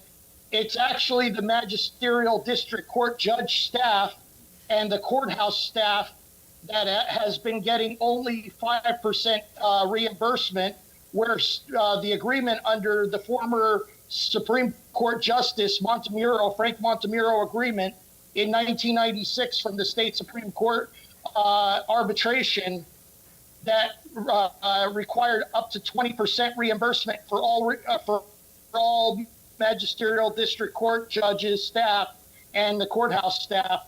and Luzerne County has only been getting $500,000 per year when they should be getting about $1.5 million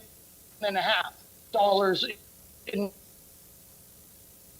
reimbursement a year. So I don't know why the manager or the Office of Law or somewhere that we had 2 legislative roundtable discussions on this matter would speak up on this. And lastly, Mr. Chairman. Thank you. Thank you, Mr. Rabo. I'm in solidarity with this Sugarloaf residents. Okay, thank you, This is Mr. the Rabo. That would not drastically impact the Thank you, quality Mr. of life Rabo. and health of the people in Sugarloaf. Thank Okay, you very much. Thank you, Mr. Rabo. I just want to respond to one of the things you said about the precedent being set. We have done those types of loans before for other municipalities. We recently did one for West Hazelton for their JC Drive Bridge project, and that was successful. And in fact, if it is setting a precedent, I'm fine with that personally. I would love to see municipalities come to us if they need help. And if we can offer them help, we should certainly give it to them because we should be good stewards of all 76 municipalities, not just 1 or 2. Anybody else for public comment? Go ahead, Mr. Liscavige. Oh, I'm sorry. We do have about 2. Go ahead. You can speak first, and then I have two to read. I just want to say, like tonight, with the lease agreement on the bank building, our manager had no vote in that. I know I haven't received a call to vote one way or another, and I don't think anybody else has. And I will always stick up for a person who I believe is doing a tremendous job, and she's doing a tremendous job. I sat here through a guy who I voted for, who we would have been in dire straits had he stayed here another 6 months. And I said this once before, and I'll admit to my mistakes. I voted for him, and I was sorry I ever did that. And now we have a person who can absolutely run circles around that gentleman and who does a great job for this county, and I'm pleased that she's here, and I'm very thankful. In addition to that, we have some great division heads. And when somebody reaches out and has negative words to say anything about them, I'll stick up for them also, because that's the kind of person I am. Thank you.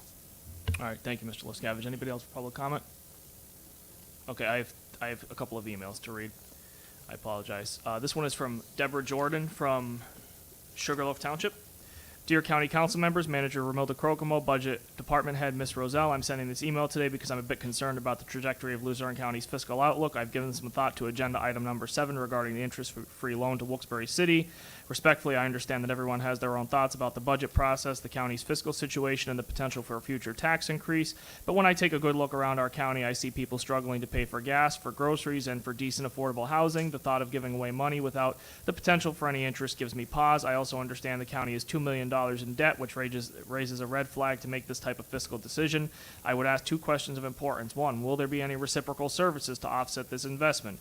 2, wouldn't it be prudent to consider at least a very nominal interest rate amount charged to this loan, thus still helping the city of Wilkes-Barre and also helping the county at large? I do not agree with relinquishing interest made by the county and using it in such a narrow scope. I think good financial policy would be to use the monies afforded to Luzerne County by using them to economically boost the entire county. Thank you for your time and consideration in this matter. Next, I have an email from Leanne Bush, who I believe is also from Sugarloaf. Council members, the misuse of taxpayer dollars is completely disturbing. It's been stated that county taxes will need to be raised in 2026 due to the manager's reckless spending. You all voted a $15,000 raise for her. For what? She stated the LCC tuition is necessary to keep good employees. One must ask how many employees left because of her or were given an ultimatum by her. We, the county constituents of Luzerne County, want you all to take a stand, do the job you were elected to do and asking to be elected for. You control the purse strings, and it's high time you tighten the strings. Why is there never a tax decrease? We have had it with this waste of our dollars. Next, we have Robin and Walter Cochan from Dallas Township. Dear Luzerne County Council members, we were very pleased to read that our DA, Sam Sanguadolci, has accepted the Department of Homeland Security's offer to assist ICE in upholding our laws. We strongly encourage all members of council to fully support our DA's efforts to protect all legal citizens according to the law. Illegal immigrants breaking our laws and making daily life unsafe, from DUI/hit and runs to drug and human trafficking to rape, robbery, and murder of innocent citizens, must not be allowed to continue. We are thankful to Mr. Sanguadolci has the public's best interest in mind in assisting ICE's efforts. It's absurd to think that council would have to approve the DA actually upholding the law. Please focus on other critical county issues in your realm, like finding creative ways to keep expenses down, to eliminate a tax increase, and to return to paper ballots for elections with integrity. Thank you in advance for your common sense consideration and support of the citizens in Luzerne County. Is there a motion to adjourn? Motion to adjourn. All in favor? Aye. Opposed? Meeting's adjourned at 7:35. We'll restart at 7:40. 7:45, okay. I want to get out of here soon. I don't know.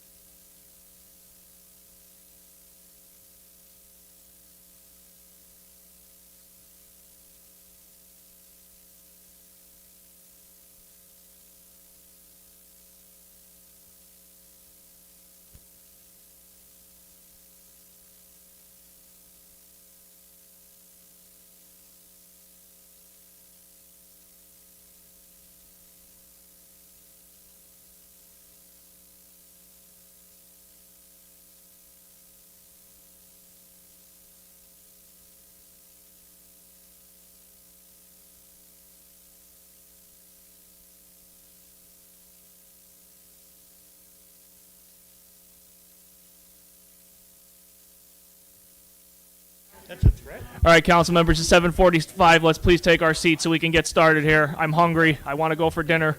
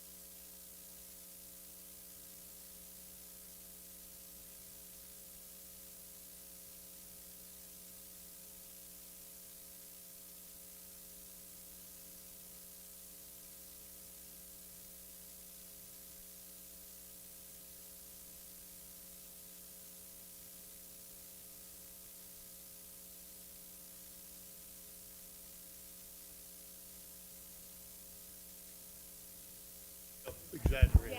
Yeah.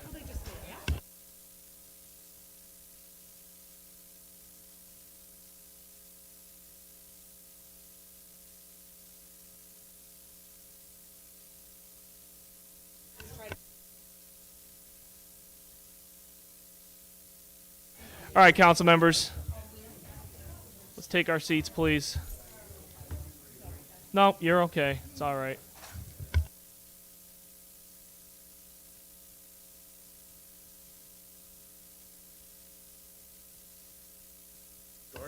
All right, yeah, we'll yeah. It's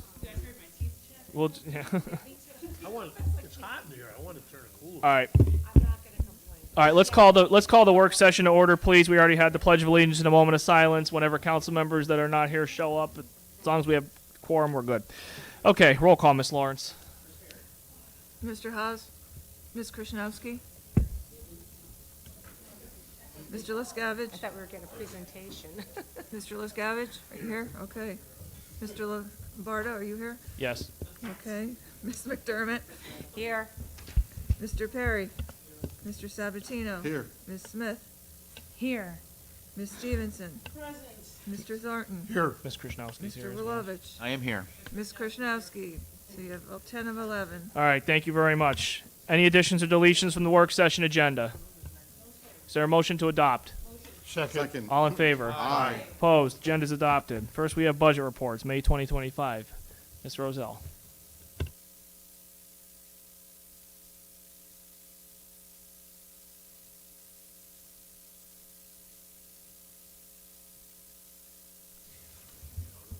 Ms. Roselle?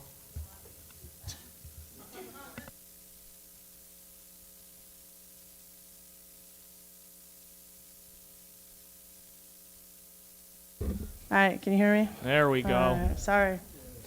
All right, I wanted 30 seconds of fame. That took 35, sorry. So included in your packet are the budget reports for May. Our first report is the revenue report. Revenue earned is at 72% of budget, or $120,456. Our current year tax collections at the end of May are at $100 million, which represents 88% of the current year tax revenue budget. Our expenses are at $46.8 million, 9% of the budget. Also included is your listing of the budget transfers, as well as your accounts payable detail report. The last report is a treasurer's report showing a cash balance of $202,269,055 at the end. The balance at the end of April was $167,628,790. The interest earned for the month is $317,979.45. Of that, the ARPA interest accounts for $147,338.67. Our year-to-date total interest that we've earned is $1.7 million, $1,776,429.15. Our ARPA cash balance is sitting at about $40 million, $39,999,062. The ARPA interest earned year-to-date is $930,000, and since inception, it's $8.8 million. Does anyone have any questions on the reports? Any questions? I just want to mention one other item other than the reports. Our 2024 county audit, which we're, wrapping up. Clifton Larson Allen is waiting for the final audits for some of the human service agencies, as well as domestic relations and the airport. And then they will issue the county audit either Friday or Monday, they told us today. They have drafts from everyone, just not their final, so they're waiting for the finals. Now, does anyone have any questions about that? Any questions? I have a question. Sure. Not necessarily on those items. Okay. So in our list here, right, we have a category for housing trust that's totaled at $58,701.58. What is that housing trust funding used for? What is it accessible for? I believe that that's part of community development's money. Let me just look at so your. it's like a subcategory. Yeah. I don't know that there is, I don't know the specific regulations attached to that, but I can certainly email you regarding that if there are any. I don't know that there are. It may just be money that we can use for, community development. Cool. But I'll check on it for you. I'd appreciate that. Thank you. Sure. All right. I'll email it to everyone. All right. Yeah, absolutely. I'll send it to everyone. Okay. Any other questions for Ms. Roselle? Thank you very much. Sure. Okay. Number 2, discussion regarding resolution designating the Commission on Economic Opportunity as the lead agency for the Pennsylvania State Food Purchase Program.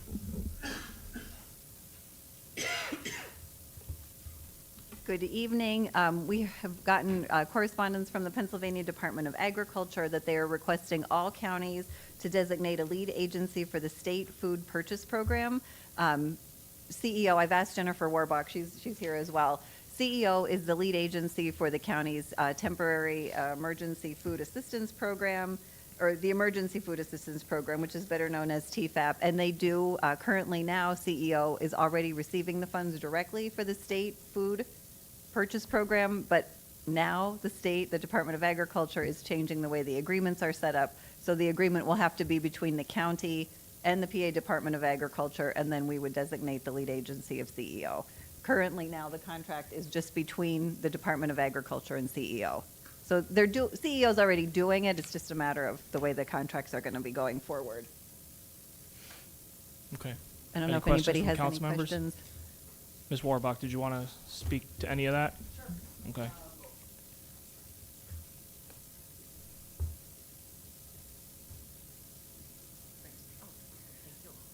So the CEO and the Weinberg Food Bank, I'll say it that way, has been the designated lead agency in Luzerne County for more than 25 years now.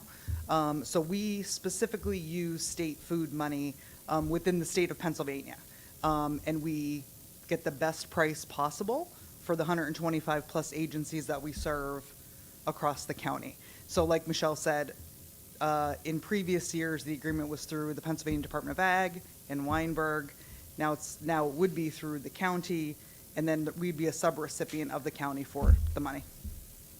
And if you're just looking for an idea, last year, for the 24-25 program year, Luzerne County received $680,000 in state food. Okay. Any questions? All right. Thank you very much. Moving on, number 3, discussion regarding the resolution to renew the lease with Krishani LLC for Magisterial District Court, 110304. I am substituting for the court administrator who is putting his grandson to bed right now. And both 3 and 4 are lease extensions for magistrate's offices. Number 3 is for the magistrate office located in Hazel Township. Number 4 is a renewal of a lease for a magistrate's office on the Sansui Parkway. If you have any questions, please direct them to the court administrator. He told me to say that. So. Any questions on those 2 items, number 3 or 4?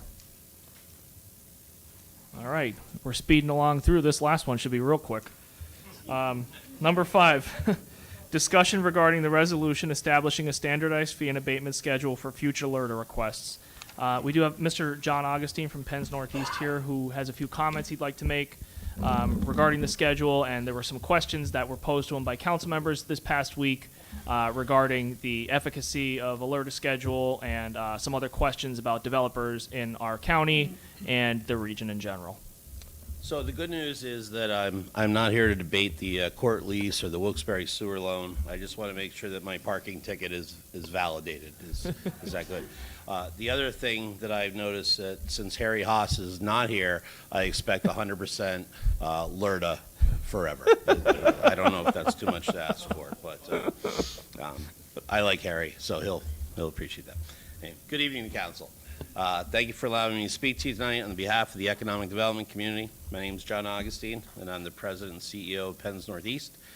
Our organization was founded more than 20 years ago to market the collective assets of not only Luzerne County, but all of northeastern Pennsylvania, with the goal of attracting quality employers to the region.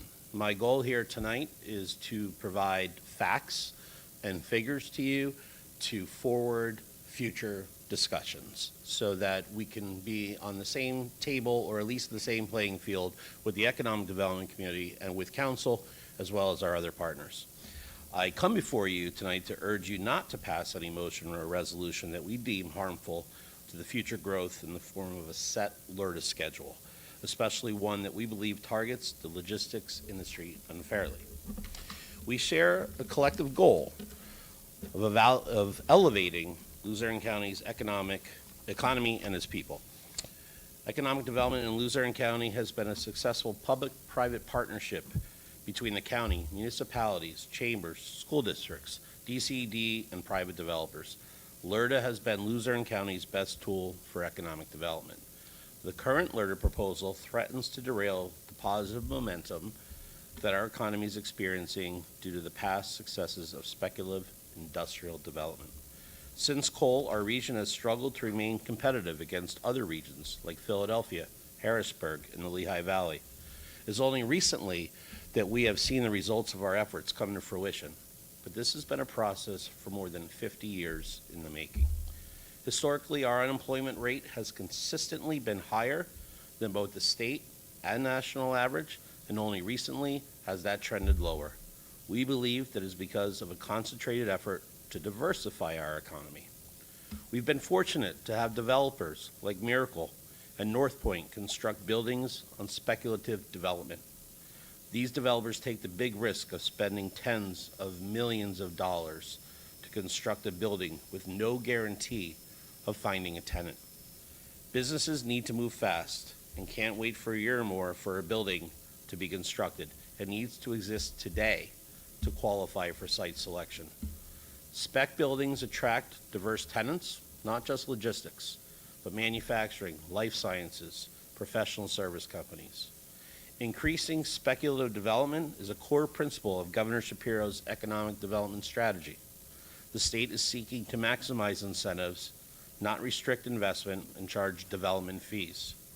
The strategy is focused on increasing the inventory of ready-to-go sites to attract manufacturing, life sciences, agriculture, and technology companies, and outside investment to Pennsylvania.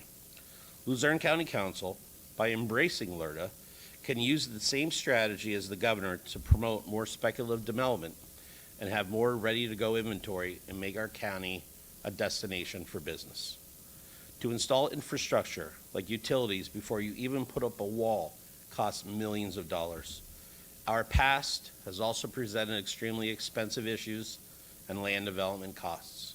Unlike the Lehigh Valley in central PA, who builds on flat farmland, we're building on rock, brownfields, gray fields, and abandoned mine lands. We have to remove piles of culm and reinforce the earth before we can begin construction. Incentives like KOZ and LERTA have allowed us to be on a level playing field with our competition across all industries and not just warehouses and distribution centers. When a developer builds a building on spec, they have no idea who the future tenant will be. It could be a warehouse, but it could also be a manufacturing building or more recently, a data center. Take, for example, Chewy, which has a distribution center in Hanover. They recently expanded into a spec building in Pittston to house their U.S. headquarters for pharmaceuticals for pets. They are employing a large number of pharmacists and technicians. Local municipalities are on the front line when it comes to LERTA designations for areas that are extremely costly and difficult to develop, with the hope of attracting jobs, tax revenue, and capital, because capital goes where capital is wanted. I strongly suggest that you speak to officials and school boards in townships like Jenkins, Pittston, Hazelton, Nanticoke, and Hanover. Because of LERTA, more than 15,000 jobs have been created recently in those communities. And I hope this is the beginning of a discussion between council, the communities, and the economic development community. When we receive a lead on a project looking to locate in the northeast part of the country, not in necessarily Luzerne County, in the northeast part of the country, we aren't the only one receiving that lead. It's a competitive process that looks at other communities, regions, and states. Incentives play a vital role in allowing us to try and be competitive. Dollars and cents matter when you're talking about a 1 million square foot building, which averages $100 million to construct on spec. Even just $1 difference in a tax per square foot will make or break a project. LERTA is pivotal in making speculative development successful by providing a direct benefit to the company occupying the building by offsetting some initial investment costs. We're on the I-81 corridor, but we're still a tertiary market. Our demographics versus state, we have a lower per capita income, $35,000 versus $43,000. We have higher unemployment, 4.4% versus 3.9%. We have a lower education attainment value, 25% versus 34%. Our population decline has finally stabilized. We should not risk turning it back in the other direction. Our population declined from 445,000 in 1930 to 319,000 in 2000. In 2020, the population stabilized at 326,000, thanks in large part to growth in the industrial sector. Competing markets have logistical and marketing advantages compared to Luzerne County. The Lehigh Valley, East and Allentown, Bethlehem are closer to major metro areas and ports. Central PA, like Harrisburg, Carlisle, York, has proximity to the state capital and is a major rail hub. These markets are more strongly promoted by the national brokers that represent tenants. The major brokerage houses all have offices in these areas. None of them are in northeastern PA. These brokers, which are the gatekeeper for deals, have to drive 1 to 2.5 hours each way to and from Luzerne County to access our market. Our PA and New Jersey competition has more than 10 times our industrial inventory. Lands, again, are uniquely challenged, deteriorated, blighted, underutilized, environmental and topography issues, and mine scarred. LERTA was designed to bring investment to those types of lands, not pristine farmlands. LERTA is a direct benefit to the company that occupies the building. The company is investing in the local market and hiring local people, not bringing people from out of town. It's the hook that helps make business deals and bring new business, jobs, and investment to Luzerne County. It lowers the real estate operating costs through a temporary reduction in property taxes for the new business, offsetting the local investment the company is making in hiring, training, retaining the workforce, and fitting out the building to their specific operational requirements. You aren't losing anything. Instead, you're securing a future and a new revenue stream. And I'd like to dispel a common myth. The belief that companies take a tax break and leave our area is completely untrue. There are absolutely no examples of it, and it's not practical. These are industrial-grade assets with significant tax assessments and owners who are responsible for taxes whether or not they have a tenant. So even if a tenant were to leave, that building still has to pay the taxes that it's required to do so. LERTA is the county's most effective tool to support economic growth. By offsetting initial investment costs for companies, it's pivotal in the decision-making process. By putting a set schedule for LERTA, whether for a certain amount of time or a certain type of industry, you're hurting and handicapping the process, especially for local municipalities and school districts because companies will bypass Luzerne and look elsewhere. Salem Township, where Alerta was put in place, recently brought Amazon Web Services. Besides the thousands of construction jobs, including union labor, there will be more than 400 paying jobs paying over $65,000 a year, in addition to the $10 billion investment and tax revenue it will bring not only to Salem, but to Berwick School District and Luzerne County. Because of Alerta, Hazelnut and Hazel Township will have a similar type scale data center, developing and bringing similar benefits to the community. We are talking about billions of dollars coming to Luzerne County. Just yesterday, the newspaper reported on a new beverage manufacturer in Pittston Township, which is going to employ more than 200 people while investing more than $30 million. And yes, Alerta played a role in their decision. Warehousing and distribution are industries that people love to hate, and they wonder why it's here and growing. Yet these are the same folks that order online from Amazon and then expect the package in a day or even in a few hours. Since 2014, this industry sector has created more than 30,000 good-paying jobs in Luzerne County. The average entry-level wage is now over $19 an hour, including benefits and often a sign-on bonus. Existing companies like Wren Kitchens, HMTX, Chewy, Pepsi are continuously reinvesting in their operations with billions of dollars of investment in upgrading machinery and equipment. In addition to the county's recent positive bond rating, the GDP grew by 4.9%. Logistics is the third largest contributor to the county's GDP, just behind manufacturing and healthcare. 1 to 3 indirect jobs are created for every direct industrial park job. Jobs like mechanical, electrical, contractors, equipment mechanics, snow removal, truck drivers, packaging suppliers, material handling, IT vendors, uniform suppliers, and on and on. And one of the greatest examples that I like to use in helping the local economy is Lowe's in Center Point, which has a standing order for 100 pizzas from downtown Pittston every Friday night. So, how many more warehouses do we want or need? My answer is all of them. Until our unemployment rate is 0, we want a job for everyone in Luzerne County who wants a job. We want those jobs to pay family-sustaining wages. Should we put up barriers to get a seat at the table without having individualized discussions with companies? No. We should be doing everything we possibly can to remain competitive against other regions. Alerta is not a handout. It is a necessary tool to be competitive. Our recommendation, each project should be evaluated on its own merits. Don't stop something that is working. If you want to be fiscally prudent and you truly want the best deal that you can negotiate for county taxpayers, why wouldn't you judge and negotiate each individual project on its own merits without handicapping the process from the beginning? A growing economy creates upward wage pressure. A growing economy has a growing tax base. All of this is rising tides. Council risks adopting a one-size-fits-all policy that will limit its own statutory flexibility and discretion to deal with unique situations and scare away potential investors.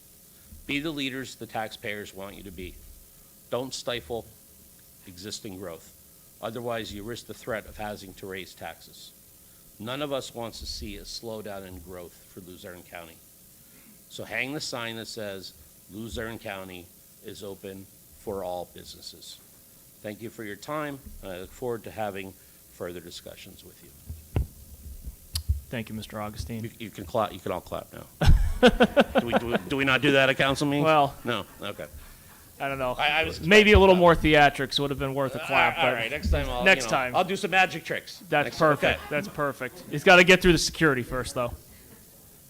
True. I did make Harry disappear. That is true. That was a great magic trick. There is something to be said for that. So yes, I made Harry disappear. Yeah, okay, we got a clap. All I wanted was a clap. So there we go. Thanks, Jimmy. So And I think that was one of the first council unanimous decisions that has been made tonight where everybody clapped. Harry, we love you. Yeah. And we do love Harry. He's going to watch this meeting later and be very upset by that. We do love Harry. And we do love it. And listen, and I can say that I've had talks with Harry. I've known Harry for many years. We don't always agree, but we have a great working relationship, and I always appreciate his opinions. Great. So, Thank you. And thank you. I obviously have a pretty strong opinion on this. And I think that all development in this county is good development. So I appreciate a lot of what you said, Mr. Augustine. And I have long used the example of the Pittston Area School District as one of the beneficiaries of these tax abatements. Many other school districts in the county are raising taxes. Some school districts are even considering merging with other ones because they have to raise taxes by 5, 6, 7, 8% on their residents every single year due to ballooning costs and other factors. In Pittston, they haven't had to raise taxes in the last 5 years. All the municipalities that are affected by these tax abatements in Greater Pittston are also seeing massive benefits from it. One of the kind of things that people don't know is that some of these companies actually do a lot of donating too. For example, Lowe's and the Home Depot warehouse that's in Pittston Township or Jenkins Township, I can't remember which one's in that area. They actually donate a lot of stuff to our emergency services. So if they get a refrigerator that has a light dent in it or something that was returned, we actually have benefited from that. The refrigerator we have in Pittston City at my fire department is from one of those facilities. So they do a lot of that type of stuff as well. There's a lot of different community outreach that they do. And again, all of those buildings that were built by Mr. Miracle have all been built on mine-scarred land. None of that is being built on virgin woodland. It's all being built on land that has been pretty much destroyed by the coal mining industry. And almost all on spec. Right. And I also really appreciate the example that you gave of Chewy. When I was running for county council in 2021, I always used to make this little joke that people would laugh at, where I compared it was like $40 billion of cargo that comes through our interstate corridor every year to when Henry Hill in Goodfellas said that there was $50 billion of cargo coming into the airport every year, and they tried to steal all of it because it was theirs for the taking. And I said that, well, this $40 billion is ours for the taking. This is something we should be capitalizing on.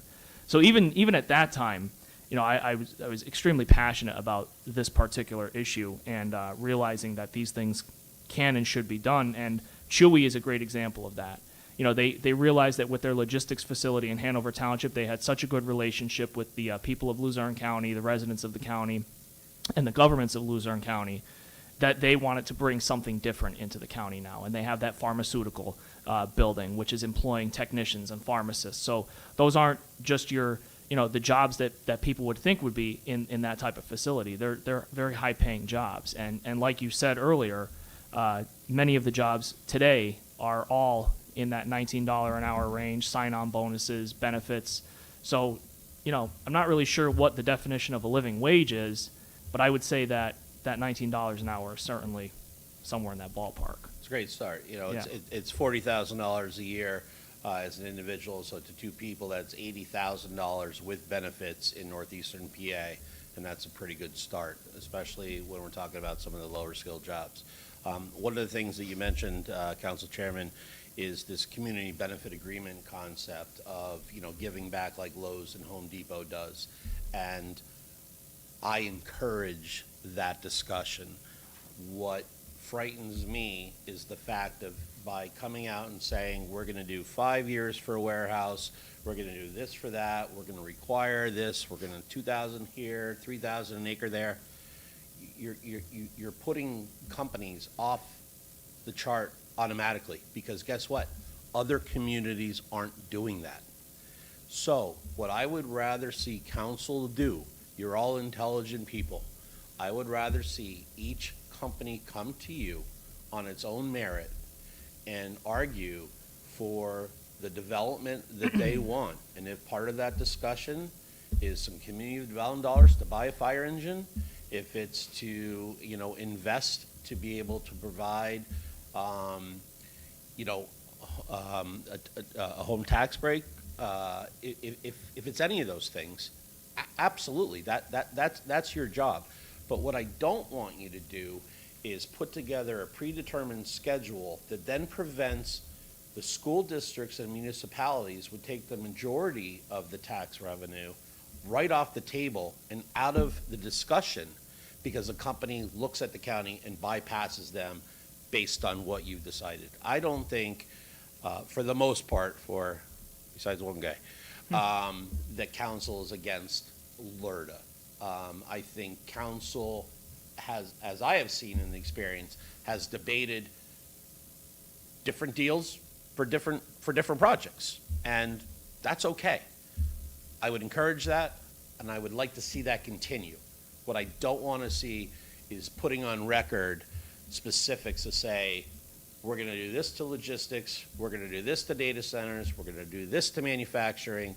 Let's look at every company on their own merit each time. Okay, council members, Mr. Lescavage, then Mr. Thornton. I thought we were done with questions. Oh, sorry, and then Ms. Smith. Sorry, might be a couple minutes. So, Yeah. since you like Hey, to do, Commissioner. since you like to do magic tricks, how about bringing a Trader Joe's to the area? Here's what I can tell you. We are working in commercial development in northeastern Pennsylvania to bring some additional retail development to the area. So I won't speculate specifically on Trader Joe's, but we're working on. I got it. There's there was a note. But no, but again, here's the thing. That's a great point, frankly, because when I was at the Wilkes-Barre Chamber and I worked there for 15 years, we looked at 20 years ago having a Costco come to the area, and then unfortunately 2008 hit the country, and retail development just went away. I mean, we had an ESPN zone planned right by the arena. We developed the arena, and what a great area that is now. By bringing in these jobs, we're bringing in a tax base and we're increasing revenue. Realize 5 years ago, just 5 years ago, the average wage in warehouse and distribution was around $12 an hour. We're at $19.75 with benefits for a lot of times low-skilled jobs. That's just an average. That's an amazing set. So when a Trader Joe's, when a Costco or others are looking, they want to look at what are the spending habits of the residents. Well, if you're only making $12 an hour, they're not coming. So if we can continue through competition to increase that, then we can attract those other types of things that benefit the community as a whole. So, great question. Mr. Thornton. Yeah, thank you, Mr. Augustine. Thank you for coming tonight. Appreciate your time. I thought I knew everything about LRTAs, but apparently I did not. You opened my eyes to two important points.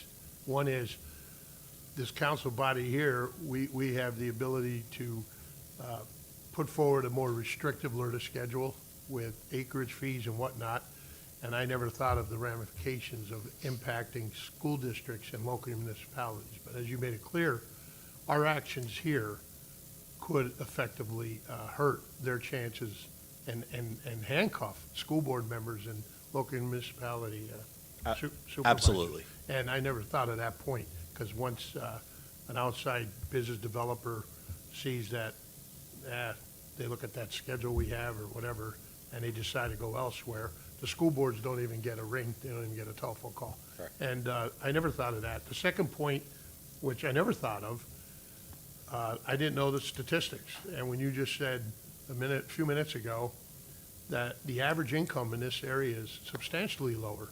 I think you mentioned 35,000 or 36,000 versus 43. That's 20% lower than around the state, than around Harrisburg or Philly.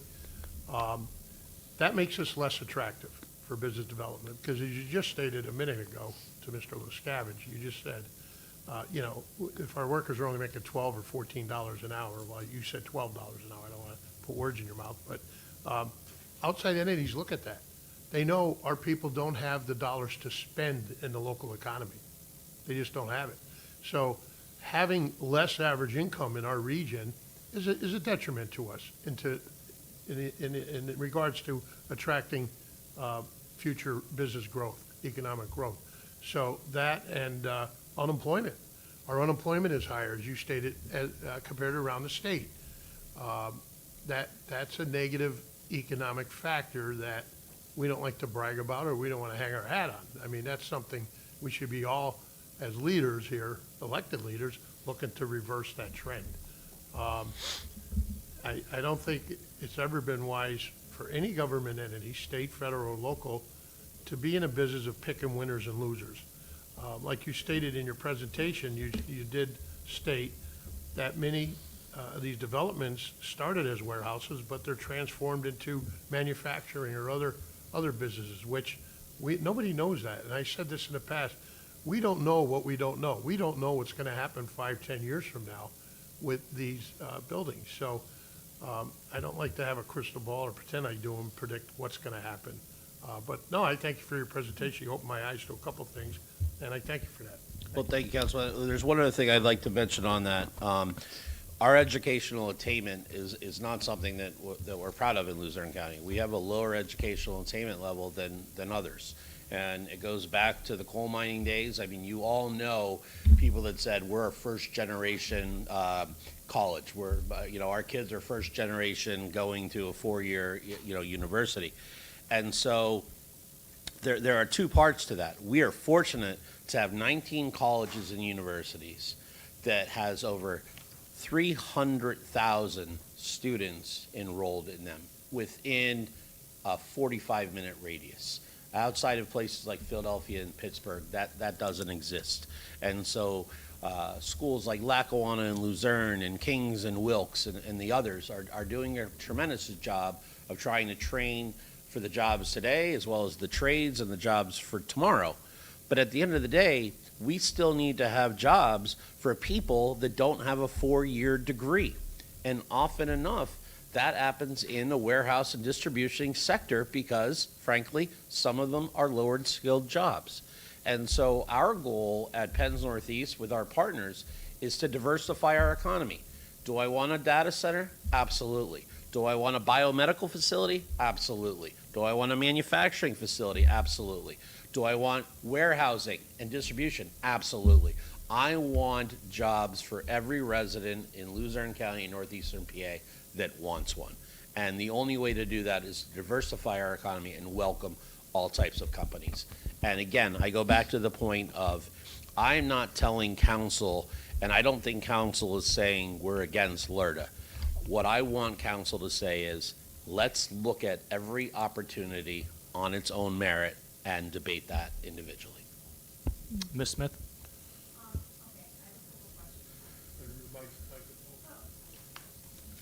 I have a couple questions. Yes, ma'am. And the first two are easy. Thank God. What is your organization called again? The organization is called Penns Northeast. And we are a regional collaborative of 9 counties in the Northeast that work to attract quality employers to northeastern Pennsylvania. So I got that Luzerne part of County it. and others. I missed the rest. Okay. Yes, ma'am. You keep comparing, you gave an unemployment rate of us having 4.4 versus 3.9. Is that the rest of the collective, or is that the rest of the state, or is that That's Luzerne County's rate versus the state, the current state rate. Pennsylvania? And historically, and happy to provide additional data, if you look at the past 20 years, we have constantly been higher than both the state and the national average. And 4.4% and 3.9% right now is historic lows. We've averaged 6.5% to 8.5%, but we have consistently been higher than the state and the national average. Okay. So all of your verses, or Luzerne County versus Pennsylvania, right? The 36,000 versus 43,000. Yes, those are the Right, for stats that I would use. example? Yes, Okay, I ma'am. just wanted to make sure that I was understanding your comparisons Yes, ma'am. correctly. The Ted Lasso quotes Walt Whitman. I don't think it was actually Walt Whitman. And he says, be curious, not judgmental. So I'm just curious about some things. You stated the average warehouse now starting wage for largely unskilled work is $19.75 an hour plus benefits. What is that source?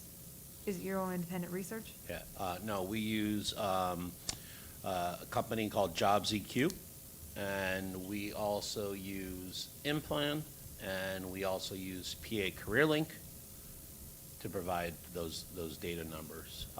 Typically, we find, even with unemployment numbers, they lag by about 3 months. Sure. You know, We before can't you have it. can get, right, Sure. before you can gather that data. But we don't rely on one source. We rely on multiple sources. And we also, the other thing I want to add, because it's real time, we have members that are temp agencies and employment agencies, so both PA CareerLink and companies like OneSource that are actually out there doing the hiring for these companies, and this is what the companies are telling them that they're paying. So we don't use just one source. I don't mean to use one source by saying one source. Yeah. We use multiple sources. Are those the same sources? You said that there is no example of companies leaving when Alerta is completed. Are those the same sources? That source is for me and every economic developer in northeastern Pennsylvania. To the best of our knowledge, there has never been a company that has pulled out of a KOZ or left Alerta. These companies are investing. Adidas has more than $30 billion worth of equipment in their facility. Nardone Brothers Baking for pizza has more than $50 billion invested in their company. They are not picking up and moving after a 10-year expiration of a tax. And so unless somebody can tell me otherwise, and I'm not perfect and I could be wrong, I don't know of any company that has picked up and moved and left. That being said, And what would that span of years be? I've been doing this for, Without revealing your age. well, I'm 24 years old. So, 14. I've been doing this for more than 30 years. Okay. I'm not aware of any company. But here's the other thing that I would say, Councilwoman, is that even if a company were to pick up and move, that building still has to pay Sure, you mentioned- their real estate yes, taxes. yes, So I'm not aware of any, but again, regardless- if that happens, and here's the other thing that I can tell you, that since COVID, we have put more square footage in northeastern Pennsylvania than we did in the previous 10 years. Because here's what COVID did. COVID said... No, it's palpable. You can see it. Yeah, so here's what COVID did, though. COVID said, guess what? We got a problem. We just forced a whole generation of people, like my parents, that now have to buy everything online because stores weren't open, right? So we expedited online purchasing. We then had a geopolitical problem because of all the products that were coming from China and elsewhere were stuck in the Pacific Ocean. So stores and shelves were empty. So what happened after COVID was that companies decided to expand e-commerce, warehouse and distribution, and fill the shelves with products so that they would be ready for companies to then buy. And so that grew our area. So one of the benefits that we have in northeastern Pennsylvania is that because of our location, a truck driver can drive 11 hours before they have to pull over. So within our 80-81 corridor in Hazelton, you can reach 1/3 of the United States and half of Canada in one day's drive. Because That actually Canada was my next question. Canada's west, east, and like Moose in the middle. Yeah. Right?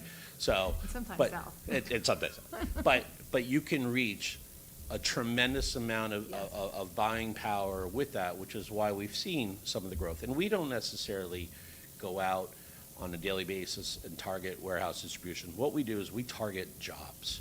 You know, we target and we market our location, we market our educational resources, we market our utility infrastructure, we market our people with the attempt to diversify the economy to be able to bring as much as we can in. Because I will be honest with you, I think, at least for me personally, one of the benefits, I don't want to say benefits, but pools of this is that we have had so much warehouse growth in this area, which is backbreaking work. And it doesn't pay as well as other jobs, especially comparatively to the culture that those types of jobs have versus other cultures. So I personally am not going to say I'm against warehouses, but I would like to see better jobs. I would like to see jobs, but I'd like to see better jobs for the people of Luzerne County. I think we deserve it. But you mentioned 81 Can I comment on that real Sure. quick? So when we go out to attract investment, we try to attract everything. So whether it's plastics, whether it's agriculture. Here's a stat that I can tell you. The warehousing, again, is the third largest business sector in Luzerne County, second to manufacturing and healthcare. You mentioned that, yes. It supports over 27,000 jobs I know. and 1.4 billion in wages. The average wage is $52,000, which is much higher than retail, hospitality, food service, education, administrative services, arts, entertainment, and agriculture. So I just wanted to comment on your point to say, yes, we'd like to attract others, but this is an industry that pays very well, and it pays more than a majority of other industries in northeastern Pennsylvania, including Luzerne County. I have, I'm very familiar with warehouse jobs, and it may be because of what my personal relationship with people who have experienced it.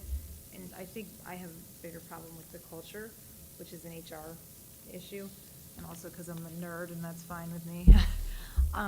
But going back to what you had said before about the 8081 corridor, you mentioned that other places were bigger pools, like near Harrisburg, near the state capital. Bethlehem is near a railroad hub.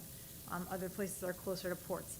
We are at the 8081 nexus. Is that not a pool in itself? It is.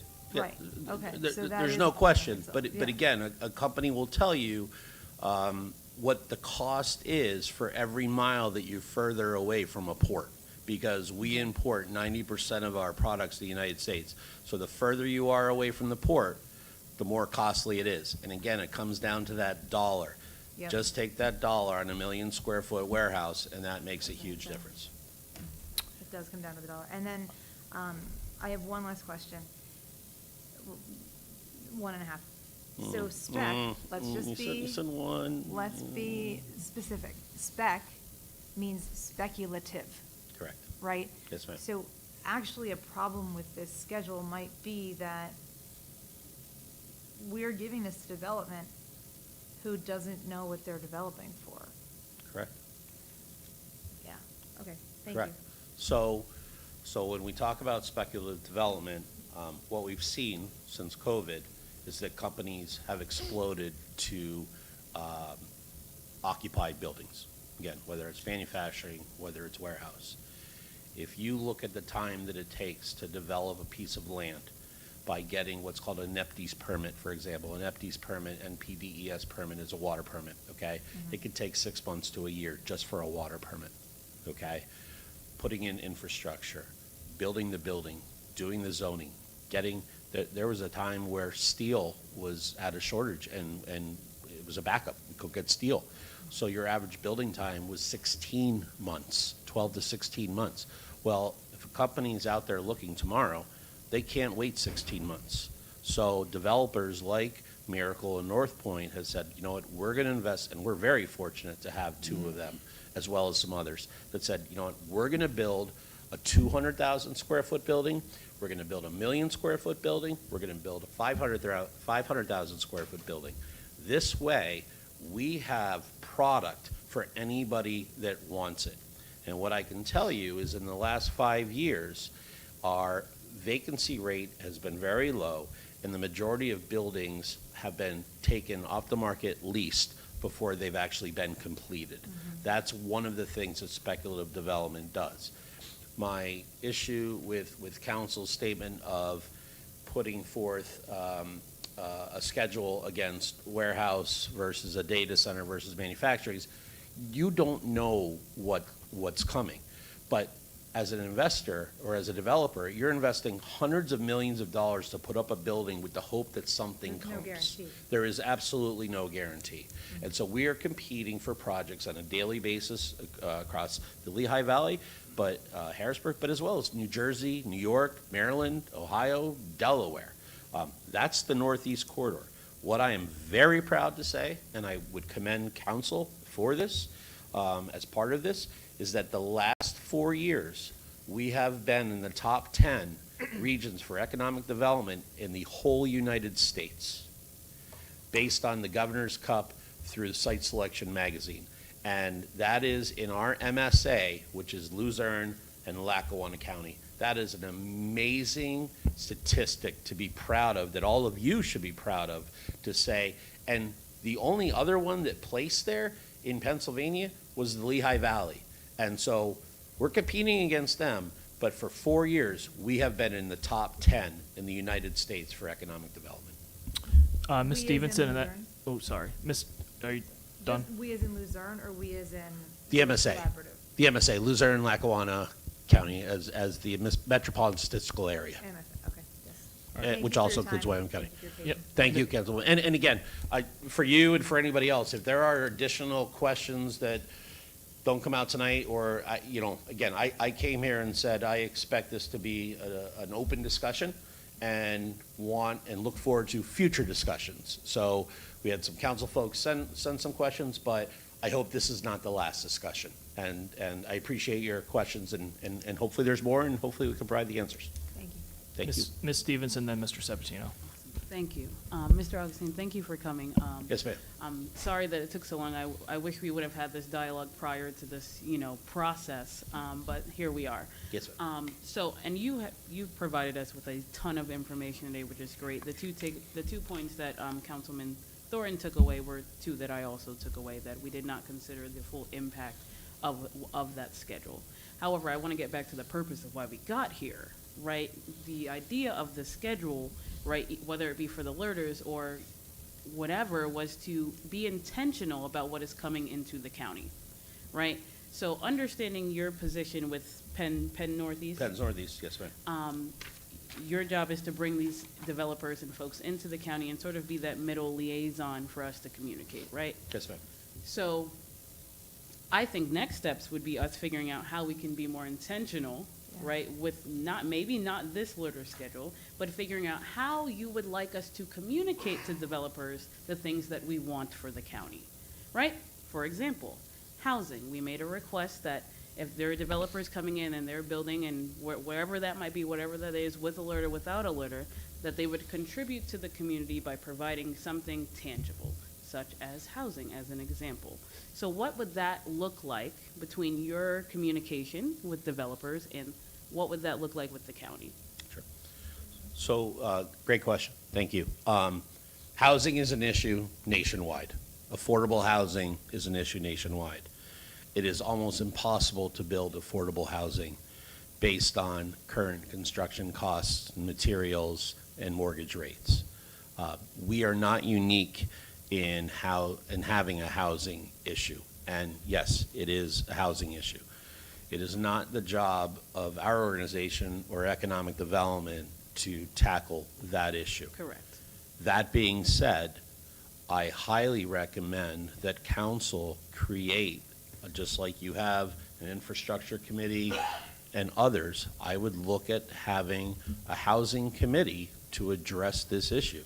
There are a lot of resources locally that we can partner with, whether it be with the Realtor Association, with the Institute at Wilkes University, to be able to address that. Lehigh Valley has started to address that. They got to a point where it almost became too much, and so that they had to do that. We're not there yet, but it's on the horizon. So your question is absolutely valid, and what I would love to do is be a part of that discussion, bring our resources and our partners together with council, and have a subcommittee or a working group to talk about housing. I hear that. And while I'm very well aware that this is not your issue, nor is it the issue of the developers who come to the county, how do you see developers participating in this process to aid the county?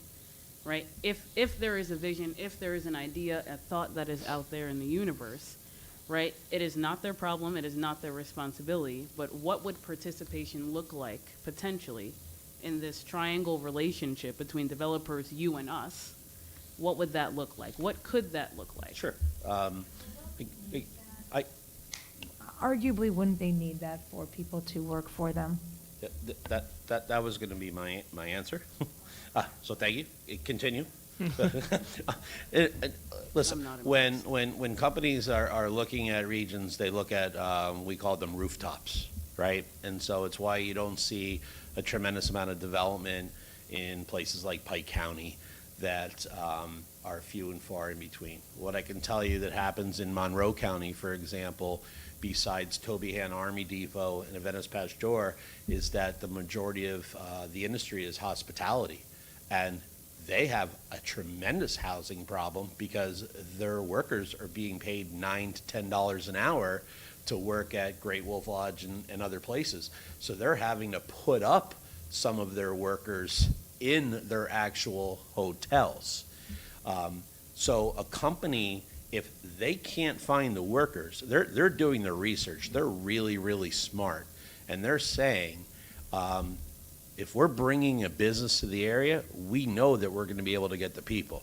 We just recently announced last week a company in Hazleton that's going to bring 320 jobs to the area. So they certainly believe that they're able to get those employees. A lot of them will come from other employers by paying more, which, again, that rising tide lifts all boats. But yes, I hear your housing question. I don't have the magical answer for you. It is absolutely a discussion that needs to be talked about and continued with a bunch of other partners. No, definitely. And trust me, this is not oh, they're going to solve the problem, right? This is way bigger than all of us, right? But considering the contributions that can be made is the point, right? Out of this LRTA schedule situation, the idea was for Luzerne County to get more, right? Whether it be housing, whether it be something else, whether it be dollars, right? The idea was for the county to be compensated more, to receive more from giving these abatements, the LRTAs, et cetera. So other than housing, maybe that's not the right example I should use. How else can we continue to benefit more from these relationships and these LRTA programs? Well, Councilman, I would go back and not be argumentative, but say if a company is investing $100 million in a building and hiring 300 people at $20, $19.75 an hour, they are making that contribution to the community. They are helping to lower the unemployment rate. They are helping to bring family-sustaining wages for families that need and want them. I don't necessarily think it's up to a specific company to solve a housing crisis. I think that they can, again, contribute to that fire truck. I think they can contribute to, the playground. But as far as contributing to housing, I think the fact that they're willing to make an investment of, again, hundreds of millions of dollars that are going to pay tremendous revenues, that the county and the municipality and the school district should be using that money wisely that they wouldn't have had before to be able to help solve part of those problems. Because at the end of the day, if we don't have those companies coming here, we don't have anything to ask for. We don't have any money coming in. And so I think that we should do everything we can to bring in that tax revenue, which then goes across the board for various things like emergency services, roads, et cetera. And I think that's part of a total community and countywide planning process. Mr. Sabatino? Good evening, and thank you for coming. Thank you, Jimmy, for having me. No, I'm here because of you. Well, we've had a lot of conversations over the past few weeks that I appreciate, but I did give you a homework assignment. How many of the jobs from the temp agencies are temporary, and how many are permanent? What number out of your 123 questions was that?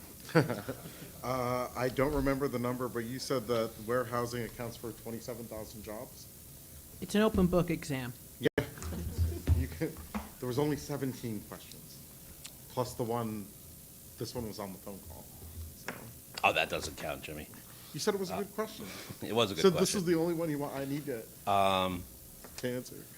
Tell me the question again. I'm just looking through here. Permanent jobs versus temporary jobs to the temp agencies. Okay. 27,000 logistic jobs at an average salary of $52,000 a year. And those are permanent jobs. Those are all permanent. Yes. None of those are temp jobs. Correct. For recent LERTA projects, what percentage of construction and permanent jobs went to local residents or firms? Is that? Yeah. Oh, okay.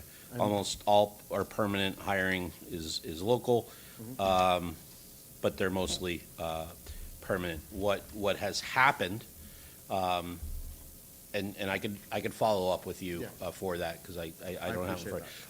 But what I can tell you, what's happened as the unemployment rate has dropped is that companies have consistently looked at temp agencies to fill positions because of turnover. And so instead of hiring an employee full-time that might not show up for work the next day and being on the books, they look to the temp agencies and then turn them over to permanent employees. So what I can do is follow up with you, sir, and talk with both PA CareerLink and as well as some of our local temp agencies to get you those specific numbers because unfortunately I don't have that in front of me and I don't want to say the wrong thing. My next question is... this better be one that you gave me. No, it's one that you mentioned tonight. So okay. The ones that I gave you, you can email me answers on. Yes, sir. I would appreciate a copy of all of your statistics. So yes, sir. That would be helpful too. Earlier tonight, we had a bunch of people here who had asked us to stop LERTAs for utilities. Can you speak to that a little bit? Nope. Listen, I understand a little bit about what's going on in Sugarloaf, and you know, there's anytime that you do development, you get people that it's for it and that it's against it, right? It's a double-edged sword. At the end of the day, do we want to pay more taxes and not have development? That's the other answer. So yeah, we can stop LERTA. We can stop when we did KOZ. We could stop employing 50,000 people, and we could have 10% unemployment, and we can raise taxes across every level from the county, locally, or we can use things like LERTA to be competitive in order to grab that job before it goes somewhere else. And so what I understand is those folks are angry about a power line, and I don't want to, that's not my fight. The development process at the end, and I believe county council themselves voted for that LERTA, so we're not going to rescind it. Again, nobody knew what was going on there. What LERTA is for crap land. It's for land that is not developed easily or affordably. And that project is full of mine-scarred land. So council was absolutely right in voting for that LERTA to say, listen, we're going to do this so we can attract a developer. Guess what they attracted? They attracted a data center. And I'm not going to say who it is, but it's a major data center. And the county, Luzerne County, is looking at billions of dollars of tax revenue coming from that data center, as well as jobs. Couple that with the one in Salem Township, couple that with 4 others that my office is working on just in Luzerne County, council should be given a check to every resident in the near future based on the investment that we have on our desk. We'll start printing them tonight. Can I just want to get my parking validated, just, you know. We got you. Okay. I was Somebody needs wondering- to resuscitate Mary Roselle. She's dying of hypothermia. How is the determination for Mindscar land? How is that? How do we come to the conclusion that this is appropriate land for Alerta? Could you speak on that a little bit? Yeah, I think, Councilman, that was your question, right? Does the project meet the purpose of LERTA, right? So LERTA was created to support investment on blighted, deteriorated, underused, or hard-to-develop land. In Luzerne County, that includes mine-scarred and environmentally distressed sites. So when we're going out and asking a municipality, so the way that LERTA works, for those of you who don't know, the municipality has to grant a LERTA district before they're ever coming to you, the school district, or the municipality to ask for tax forgiveness or abatement, they need to grant a designation. So we look at, is the site in a designated deteriorated area? Does the land have real barriers like infrastructure, poor infrastructure, environmental problems? And then will the investment bring new use and new tax value to the site? Will the project bring long-term economic value? It helps developers secure a tenant by offering savings in real estate costs that the company can use to offset what they invest in. You know, most of our industrial parks that we invested in the first one was in 1950 in the Crestwood Industrial Park by what was called the Committee of 100. They built it on the side of a mountain, not necessarily the best place to build it, but the tremendous costs that go into building that is amazing. A lot of our industrial parks are full. So now we're going after parcels of land that are one-offs and sitting on homeland. So the infrastructure is not there. If you showed me a farmland that was 200 acres of green, lush beauty and said, should this be alerted? I would tell you, absolutely not. Thank you. You said 2 questions. No, I didn't. Okay. I did not. Oh, that was you. All right. Yeah. All right, there's more. You mentioned tonight that even if the tenant of a project left at the end of the 10 years, the owners or the developers of the project would still have to pay taxes on it. Would you be able to look into how many of them have asked for reassessment? Or, well, we could do that, right? I would actually honestly defer back to county and say that. But have you, in your experience, have many developers asked for a reassessment? No. In my experience, no. But that's just my experience. But I would defer to county and the budget office, for that. Thank you, Ms. Roselle. But, what I can say is, Elmwood Road in Crestwood Industrial Park, which was one of the most successful KOZs in the state's history, has 7 businesses that are there because of KOZ. KOZ's expired. You can talk to not only the county, but the township and the school district to see the revenue that they're generating from that road. And 3 out of those businesses have expanded more than 4 times. If you could email the answers to the rest of my questions, I would greatly appreciate it. You got it, sir. Ms. Krishnowski. And Jimmy, I do have a bunch of them. Okay. I just didn't want to spend.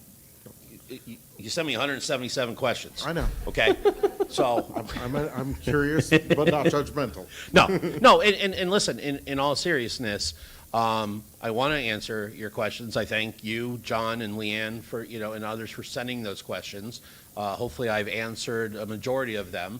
But this should not be the final discussion, right? And what I hope for at the end of the day is the council says, listen, we want development. We want to hang that sign that says Luzerne County is open for business, and that we want to, at the end of the day, look at every project on its merit. So if you want that fire truck, ask for that fire truck. but let's ask each individual company what that looks like. Let's put together a LERTA schedule that looks at what are the development costs. Again, not every piece of land is going to be or going to have the same development cost as another. So you might have a mine-scarred land versus a brownfield versus grayfield. Those costs for development can be different. So that's the only thing I'm asking council. Let's look at each project on their own merit. Ms. Krishnowski? Oh, there's more I was questions?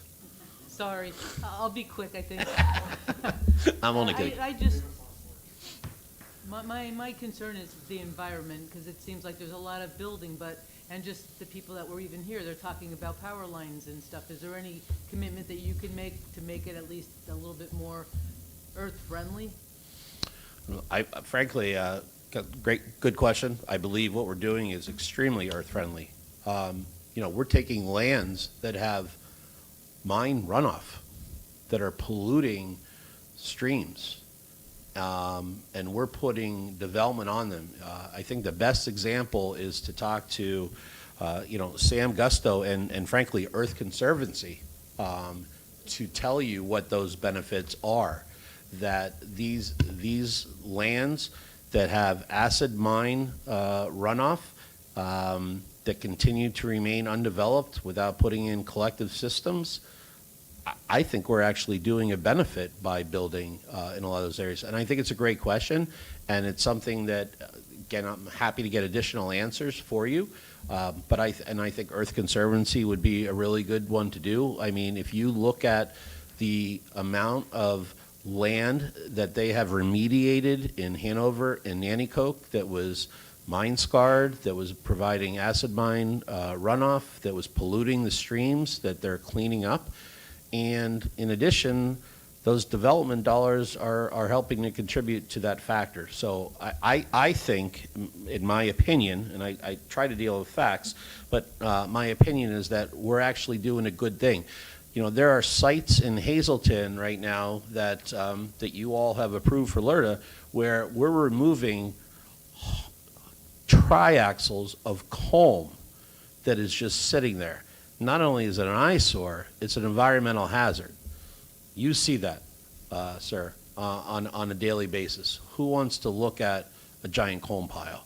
So I actually believe that the development that we're doing, listen, we have to follow all the processes and procedures through DEP, EPA. So this is not being done, underneath the radar. I mentioned the NEPDES permit, that takes a long time to get. So I mean, this is development that's being done thoughtfully. We have to deal with stormwater issues. We have to deal with rainwater, 100-year flood issues by putting in different things. We have, unfortunately, the unfunded mandate of a rain tax that we shouldn't have. But I think the development is actually helping environmentally. Okay, and again, we're not taking down a farm. We're taking down a brownfield or a gray field. No, and I get that, but I guess my point too is like when you build a data center, because it requires an awful lot of energy, and doing that, I guess that's what I meant about environmental, because things like that. Okay, great question. I'll talk briefly about data centers. We are working on a tremendous amount of data centers. We were fortunate to be next to the Marcellus Shale, which is the second largest natural gas reserve in the world. That is providing us an amazing generational opportunity. The data centers that we are looking to do, we have enough capacity on the grid to be able to put forth. 7 out of the 9 data centers that are in PPL's territory are in northeastern Pennsylvania. 4 of them are in Luzerne County. 2 are in Salem, which we know has been announced. Another one is in Hazleton. We're not going to be able to build more data centers if we don't have the power. So what we're doing is we have the power or generating the power. One of the misconceptions with data centers, and it goes way back to what happened in Virginia, was that the tremendous amount of water that was needed to cool the servers. So what's happening right now as technology changes is that they are doing closed-loop water systems and air cooling. And instead of requiring millions of gallons of water a day, it is much less on the environment in terms of the water that's needed based on the technology that's changing rapidly. Mr. Wilovich? So how much quote unquote crap land is left in Luzerne County to develop?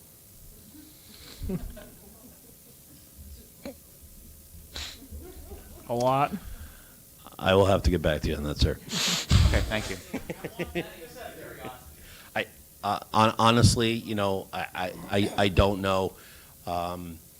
You know, we look at, here's what I can tell you, that on my desk in Luzerne County, I'm looking at about 20 million square feet of potential new development in the Hazleton area. I'm looking at 2 to 3 million square feet in the Hanover Township area. I'm looking at 2 million square feet in the Pittston area as far as Luzerne County goes. Those are the potential projects, and I can tell you also that 90% of that is spec development. A lot of that is Miracle and North Point in Hazleton, but the exact amount of crap, I don't have the answer, but I will try. All right, any final questions from council members? All right. Thank you, Mr. Augustine. Well, I'd like to thank... We really appreciate your time. Well, listen, I'd like to thank, again, all of you, as I said, and I'll leave with the closing remarks, that I appreciate your time. I appreciate the questions. And what I hope for is that this is not a final discussion, but a continued discussion to work forward, to move Luzerne County forward as we're currently going to a great future. Thank you. Thank you. Public comment? Okay. Yeah. I got a clap. I heard a clap. I heard a clap. Anybody in the audience, public comment? Oh, we have somebody on the Zoom. Anybody want to take a guess? Mr. Rabo? Go to sleep. Go to sleep. Hey, thank you, Mr. Chairman, Mark Ray Hazleton. I'll be going to sleep shortly because I got to work.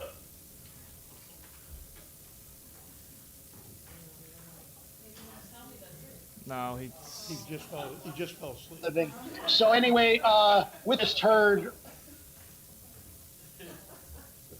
on any kind of economic development tool that the state has other than LERDAs that can be just as effective as LERDAs in any time, any place, anywhere, because apparently there is a vested interest by an established political class in our county, Mr. Chair, as was referenced in recommendation number 7. Remember reading that, Mr. Chair, with regards to the 2010 study commission, which, by the way, I think you better brush up on that because I'll be having you read that sometime soon because your colleagues have been led astray and fallen off the trail of remembering recommendation number 7 as to why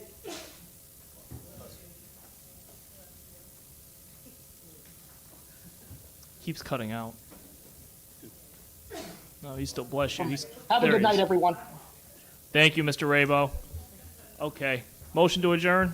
Second. All in favor? Opposed? Meeting's adjourned. Thank you very much. Good night. Good night. Good night.